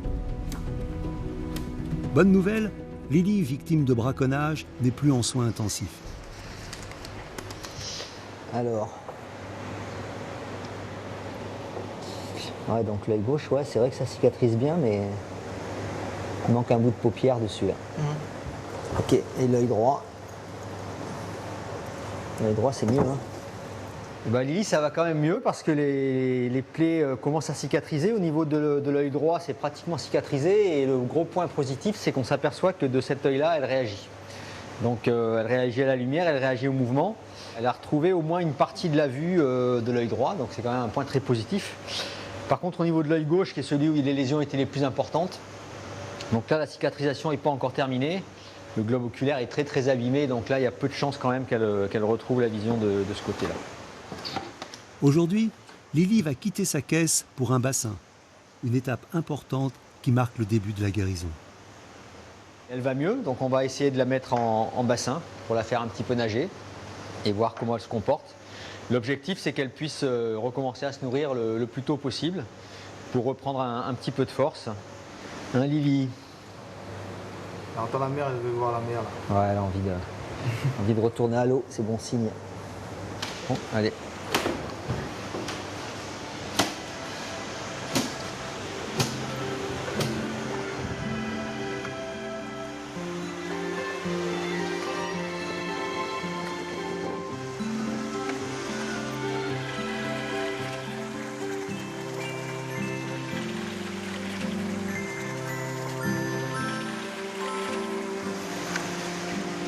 Allez, viens. Ça enlève la caisse carrément. Allez, un petit peu d'exercice. Ça va lui faire du bien. Bon, ben voilà. Je pense que ça doit lui faire du bien, là. De retrouver un petit peu l'élément liquide.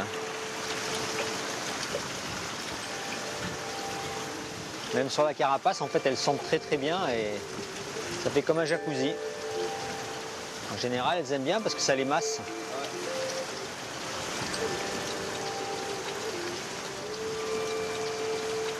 Allez Lily, petite crevette.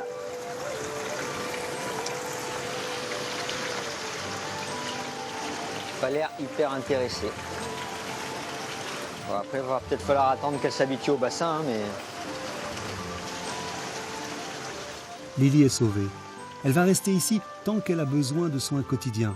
Puis, elle sera transférée dans un des grands bassins de Kélonia. Dernière étape avant de regagner la mer pour la plupart des tortues. Pour Lily, ça risque d'être plus compliqué.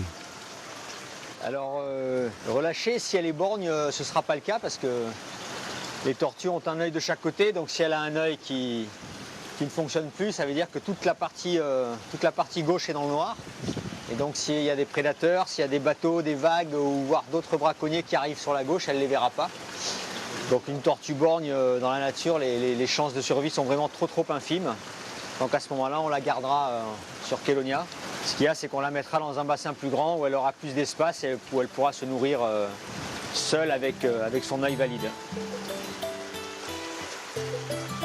Lily ne pourra plus vivre parmi les siens, mais elle retrouvera son autonomie pour évoluer en lieu protégé. Quant à Ophélie, la tortue mordue par un requin, elle a fait de gros progrès elle aussi. Ophélie, déjà, maintenant, elle nage au fond du bassin. Donc ça, c'est quand même une bonne chose. Elle a arrêté de flotter. On va regarder un petit peu. Bon, déjà, elle a bien grossi. Elle a bien grossi, elle est tonique. Donc ça, c'est très bon signe. Hein. Ici, son moignon, c'est nickel. Elle continue à le bouger, même s'il n'y a plus de nageoire. Bon, puis elle nage, quoi. Donc c'est top. Hein. On va bientôt pouvoir la mettre dans un grand bassin. Hein, Ophélie, qu'est-ce que tu en penses? Ça va mieux, hein? Elle va rester en bassin à Kélonia. Parce que si elle avait à croiser un prédateur, elle n'aurait pas suffisamment de rapidité, suffisamment de vitesse pour lui échapper. Donc elle va retrouver ses copines dans les bassins de Kélonia. Voilà, tu peux retourner à l'eau. C'est bien.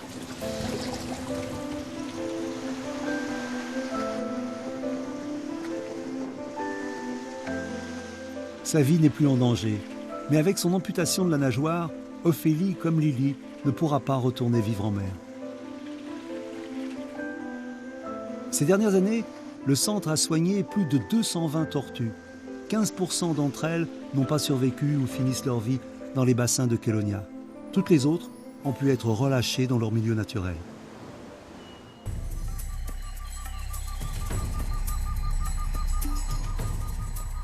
Sur l'île, les bouleversements les plus spectaculaires offerts par la nature proviennent de l'activité du volcan.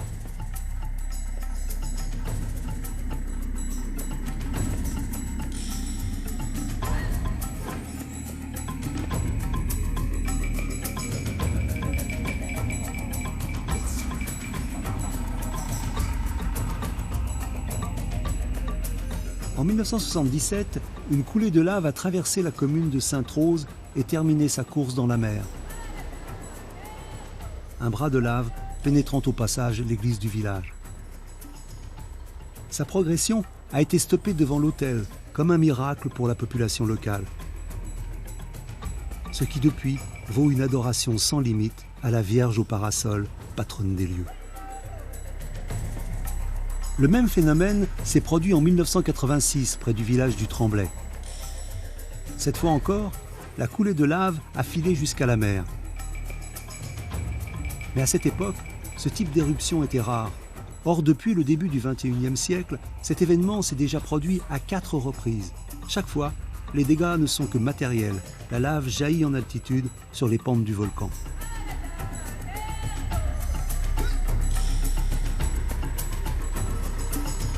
Les populations habitant les villages du bord de mer ont donc pu évacuer les lieux à temps. Rien à voir avec les nuées ardentes d'Indonésie ou des Antilles qui déferlent parfois sans prévenir à plus de 300 km/h. Pourtant, en 2007, on a frôlé la catastrophe. Pour comprendre, nous revenons quelques années plus tard sur la lave encore fumante avec le volcanologue Alain Barrère. Bon, attention les gars, là, regarde, on passe sur un tunnel, on passe juste l'un après l'autre, rapidement. Hein. Allez. Hop.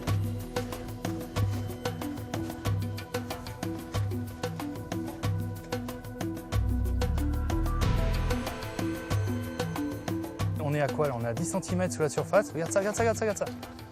10 cm sous la surface, quoi. Incroyable. Quand tu vas allumer un feu, tu mets 2 heures, regarde ça.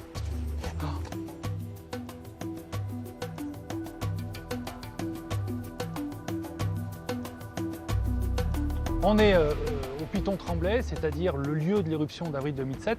C'est là qu'est sortie la lave. Et en fait, il y a un volume énorme qui est sorti ici. Plus de 140 millions de mètres cubes. C'est colossal. On n'en voit qu'une partie en plus parce qu'il y a une grande partie qui s'est déversée en mer, qui est même allée jusqu'à 3 km au large et qui atteint des profondeurs gigantesques, 700-800 mètres. Et donc, on a eu ici des fontaines de lave, mais colossales, de 200-250 mètres de haut. Et la hauteur de ces fontaines dépassait même la hauteur du rempart. Le 2 avril 2007, le volcan entre en activité. 12 heures plus tard, une coulée de lave de plusieurs mètres raye de la carte un tronçon de la route côtière et plusieurs mètres de végétation sur un couloir de 2 km de long. Le spectacle est à la fois grandiose et terrifiant.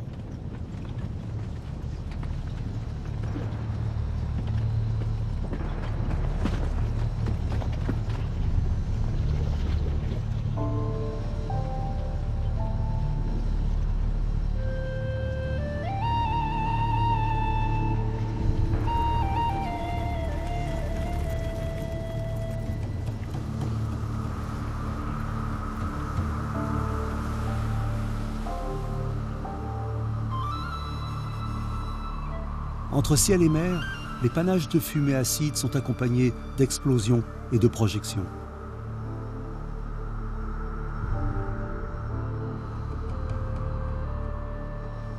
Au plus fort de l'explosion, les coulées de lave sont estimées à plus de 100 mètres cubes par seconde, un des records planétaires.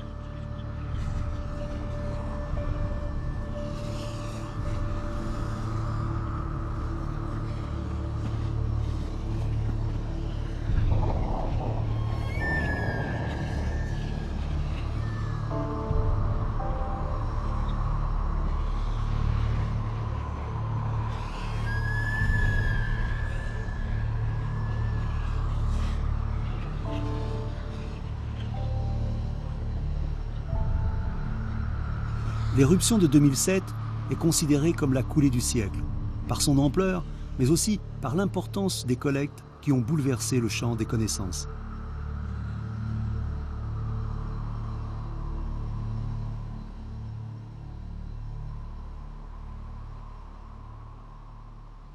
Les scientifiques nous conduisent au Piton Tremblay, là où la lave a jailli.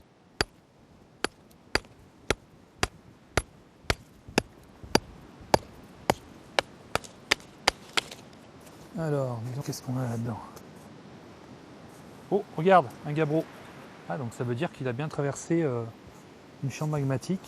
Tiens, il y en a encore là, regarde. Et il y en a plein de morceaux.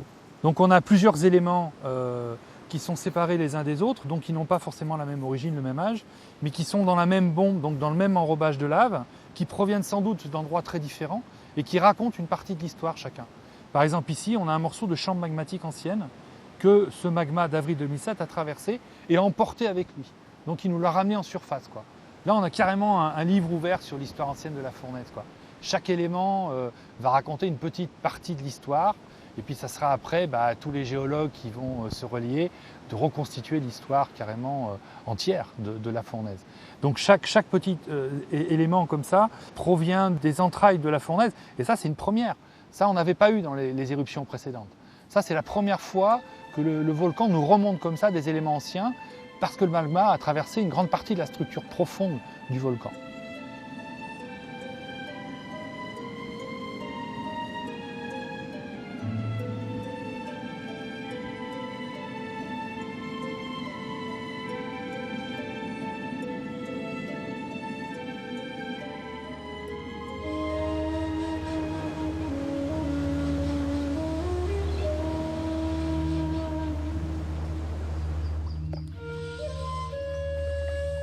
En mer aussi, les conséquences de l'éruption sont encore visibles. Jean-Pascal Code et son équipe mènent une étude approfondie sur le processus de recolonisation sous-marine depuis la coulée de 1977.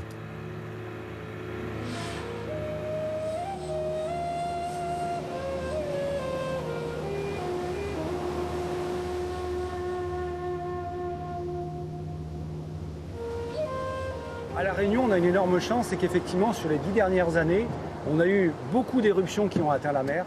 On a eu la coulée 2002, la coulée 2004, la coulée 2005, et la plus belle, la dernière, c'était la coulée 2007 qui a été magnifique.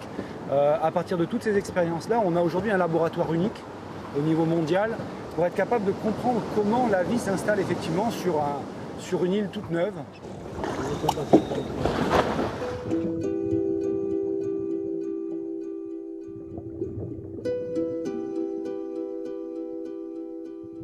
Le contact d'une lave en fusion avec le monde sous-marin est violent.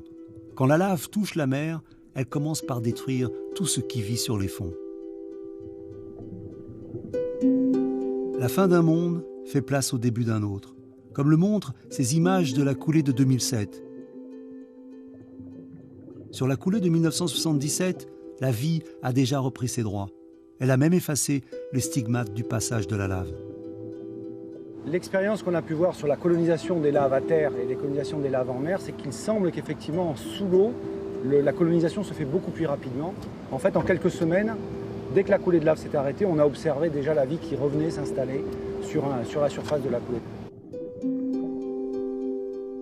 Entre la coulée de 1977 et celle de 2007, les scientifiques disposent d'une dizaine de relevés de stades intermédiaires de la vie sous-marine, ce qui leur a permis d'établir un scénario type de recolonisation. Quelques jours seulement après l'éruption, on observe déjà, avec les laves encore chaudes, l'arrivée d'organismes vivants, animaux filtreurs, crustacés, puis poissons juvéniles. En l'absence de prédateurs, la recolonisation des fonds marins peut commencer. Les premiers coraux font aussi rapidement leur apparition. Une vie sous-marine étudiée par Jean-Pascal Code et son équipe. Je pense qu'on est quasiment les seuls aujourd'hui à travailler sur la colonisation des coulées en mer. Ça, c'est des leçons qui sont très importantes, d'une part pour comprendre effectivement comment la vie s'installe sur une île toute neuve. Et il y a également des leçons impliquées en ingénierie écologique. C'est-à-dire qu'aujourd'hui, par rapport au changement climatique et à ce qui se passe dans le monde, on est nombreux à travailler, y compris nous, sur la restauration des écosystèmes dégradés, en particulier des récifs coralliens. Et là, il y a des leçons importantes à apprendre. C'est qu'il faut suivre le cheminement de la vie aujourd'hui. C'est-à-dire qu'on ne peut pas replanter n'importe quoi, n'importe où. Et donc, voir quelles sont les espèces pionnières qui vont s'installer sur les coulées de lave nous permet de tirer des enseignements sur la manière dont il faut également réapprendre la recréation de la nature derrière. En général, il faut savoir que à partir d'un état dégradé, il faudra à peu près 30 ans pour recréer un récif corallien. En comprenant mieux ce qui se passe sur les coulées de lave et en choisissant bien les espèces, on peut probablement gagner 10 ans pour de la restauration de milieux dégradés.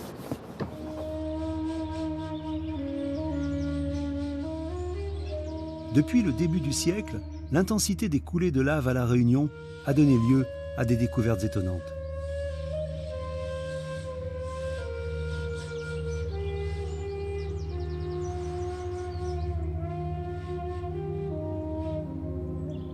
Nous allons descendre dans ces entrailles pour essayer de comprendre ce qui peut se passer au niveau sous-marin.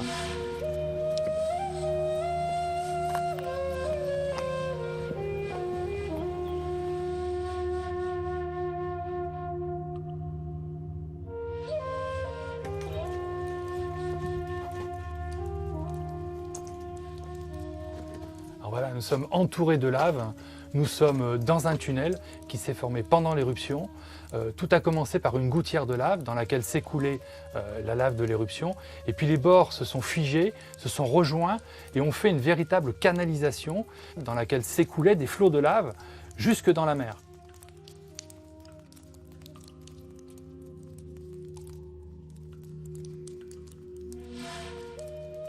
Alors ici où nous sommes, il y avait carrément une rivière de lave à 1000 degrés pendant l'éruption.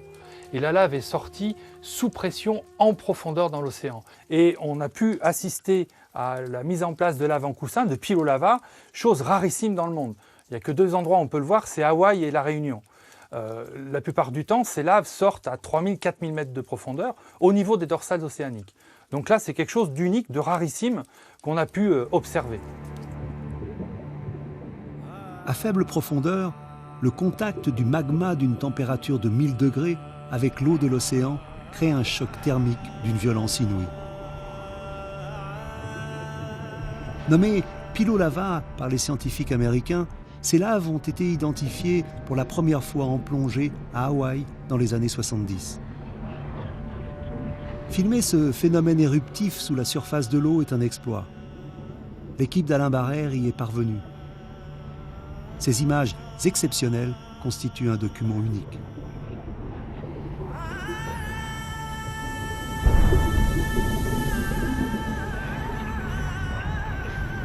C'est ainsi qu'est née l'île de La Réunion. Une aventure incroyable qui a commencé avec des laves jaillies à 4000 mètres sous la surface de la mer il y a 5 millions d'années.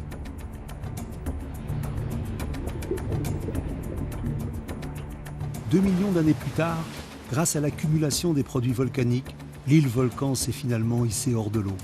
La Réunion s'est ainsi progressivement bâtie et élevée au fil des millions d'années.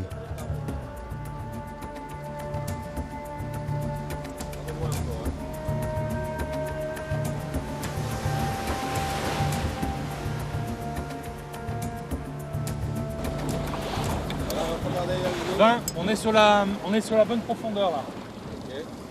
Ce jour-là, Alain Barrère et son équipe ont choisi de plonger pour effectuer une cueillette scientifique.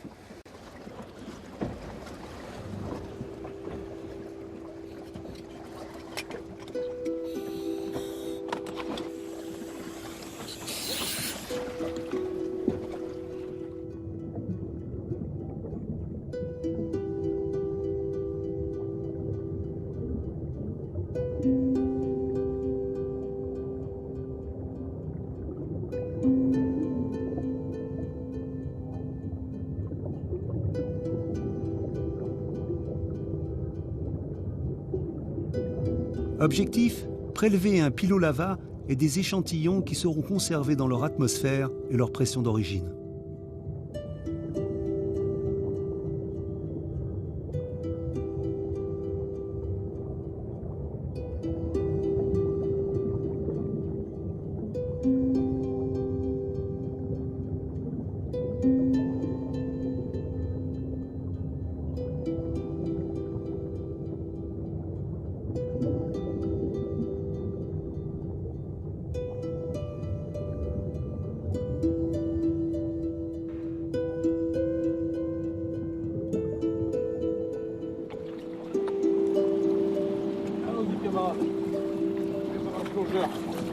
Attention ta tête.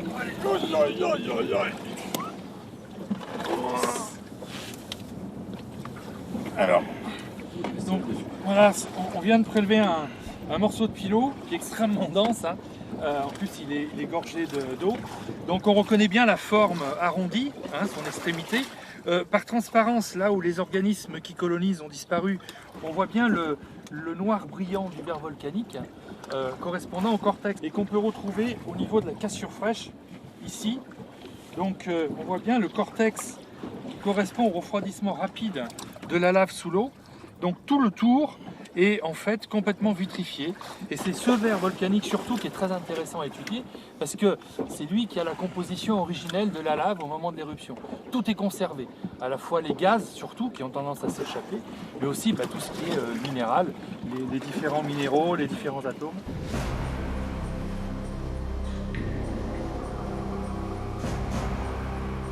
Pour Alain Barrère, le meilleur souvenir de ces années de recherche à La Réunion reste sans aucun doute l'exploit réalisé avec son équipe en 2007. Alors, le 7 avril 2007, on était là, on était venu pour plonger devant ça qui était en train de se mettre en place. C'était une éruption complètement démentielle, donc on a voulu se mettre à l'eau, mais il y avait tellement d'explosions, il y avait des panaches de vapeur, de cendres, il y avait l'océan qui bouillait par endroits, qu'en fait on n'a pas pu se mettre à l'eau. Et on est passé devant la pointe et vraiment c'était impossible. Donc on allait repartir et puis on a commencé à voir en bordure des nappes chaudes des choses qui flottaient. Donc on a commencé à s'approcher, on a récupéré ces petites choses qui flottaient et en fait c'était des poissons dont certains frétillaient encore, ils étaient encore vivants. Et rapidement, ces poissons, quand on les a remontés sur le bateau, on s'est aperçu qu'ils étaient très particuliers. Des gros yeux, une grande bouche, des formes allongées, des pattes, des espèces de pattes, des choses comme ça.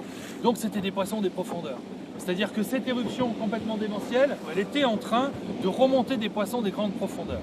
Et là, il y avait à la fois l'angoisse par rapport à cette éruption très violente, très agressive, et en même temps la joie de trouver des choses complètement nouvelles, complètement folles. En quelques jours, les médias s'emparent de cette incroyable histoire de poissons inconnus. Et la nouvelle va faire le tour du monde. Le soir, après avoir collecté les poissons en mer, on revenait au labo et avec Jean-Pascal Code, on prenait des mesures, on les conditionnait et pour pouvoir les envoyer après en métropole auprès des deux spécialistes qui travaillent dessus pour déterminer si ce sont de nouvelles espèces. Allez, tu mesures et j'y vais. Vas-y. Taille totale 19,5 cm, ça fait 195 mm. Et la taille de la bouche, ça fait 13 mm toujours. Okay. Tiens, regarde Alain, dis donc il a le bit qui a l'air assez dur, donc ce qu'on peut faire, c'est regarder éventuellement s'il n'a pas à l'intérieur. Avec un peu de chance, on va trouver effectivement, s'il mange des poissons, on va trouver dedans autre chose. Ah, des crevettes. Il mange des crevettes. Regarde, voilà, c'est des crevettes. C'est un mangeur de crevettes. Voilà, effectivement. Regarde ça. On prenait aussi des photos de ces poissons parce qu'ils avaient des couleurs vraiment très naturelles, chose très rare puisque d'habitude ces poissons profonds, ils sont trouvés qu'indirectement, dans des estomacs par exemple de prédateurs ou dans des collections de muséums dans l'alcool. Là on avait les couleurs fraises des poissons et on a des photos prises quelques heures ou même sur le bateau dès qu'on les avait prélevés et on a des couleurs fantastiques de certains poissons qui étaient très peu connus avant.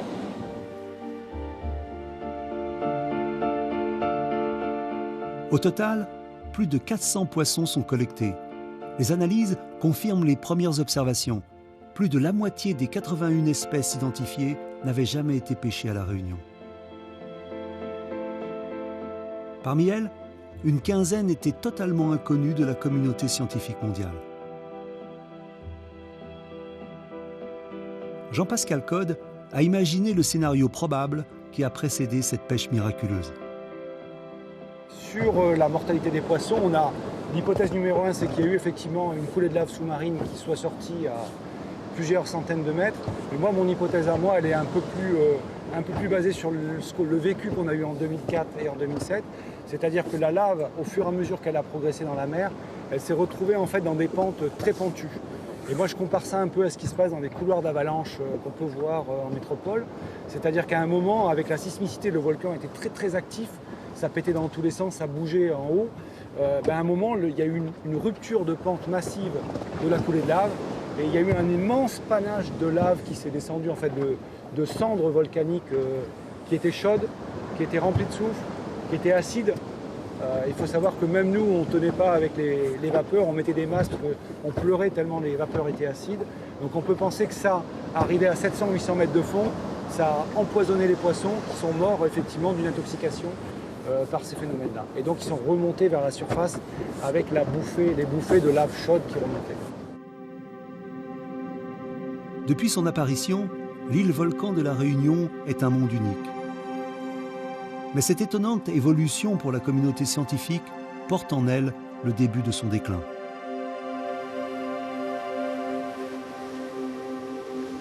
Comme les volcans de l'île Maurice et de Rodrigue, aujourd'hui en train de disparaître, le volcan de la Réunion s'éteindra à son tour. Alors cette plateforme de lave, elle faisait plus de 10 fois cette largeur. En fait, elle a été grignotée par l'océan en permanence. Alors c'est pas trop grave parce que le volcan étant actif, ça se reconstruit. Mais bientôt, cette activité volcanique, elle va s'arrêter. Parce que le point chaud étant fixe, la plaque est en train de passer et ce panache qui alimentait le volcan, le piton de la Fournaise, va se redresser. Et donc ça va s'arrêter. Mais une nouvelle île va apparaître, à peu près 300 km au sud-ouest de la Réunion. On le sait par certains signaux, mais c'est difficile à vérifier parce que c'est à 4000 mètres de fond. En fait, l'histoire continue et il y aura une nouvelle montagne dans la mer. Mais cette nouvelle montagne dans la mer n'apparaîtra que dans plusieurs millions d'années. En attendant, la Réunion continuera à nous faire rêver.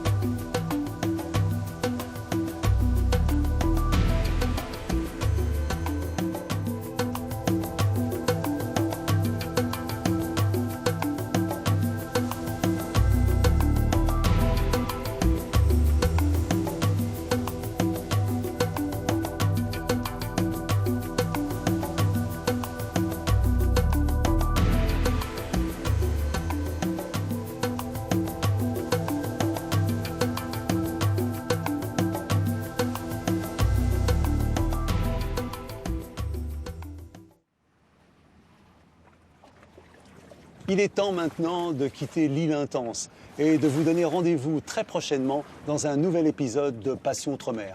En attendant, gardez l'œil bien ouvert sur terre comme en mer et à très bientôt sur France O.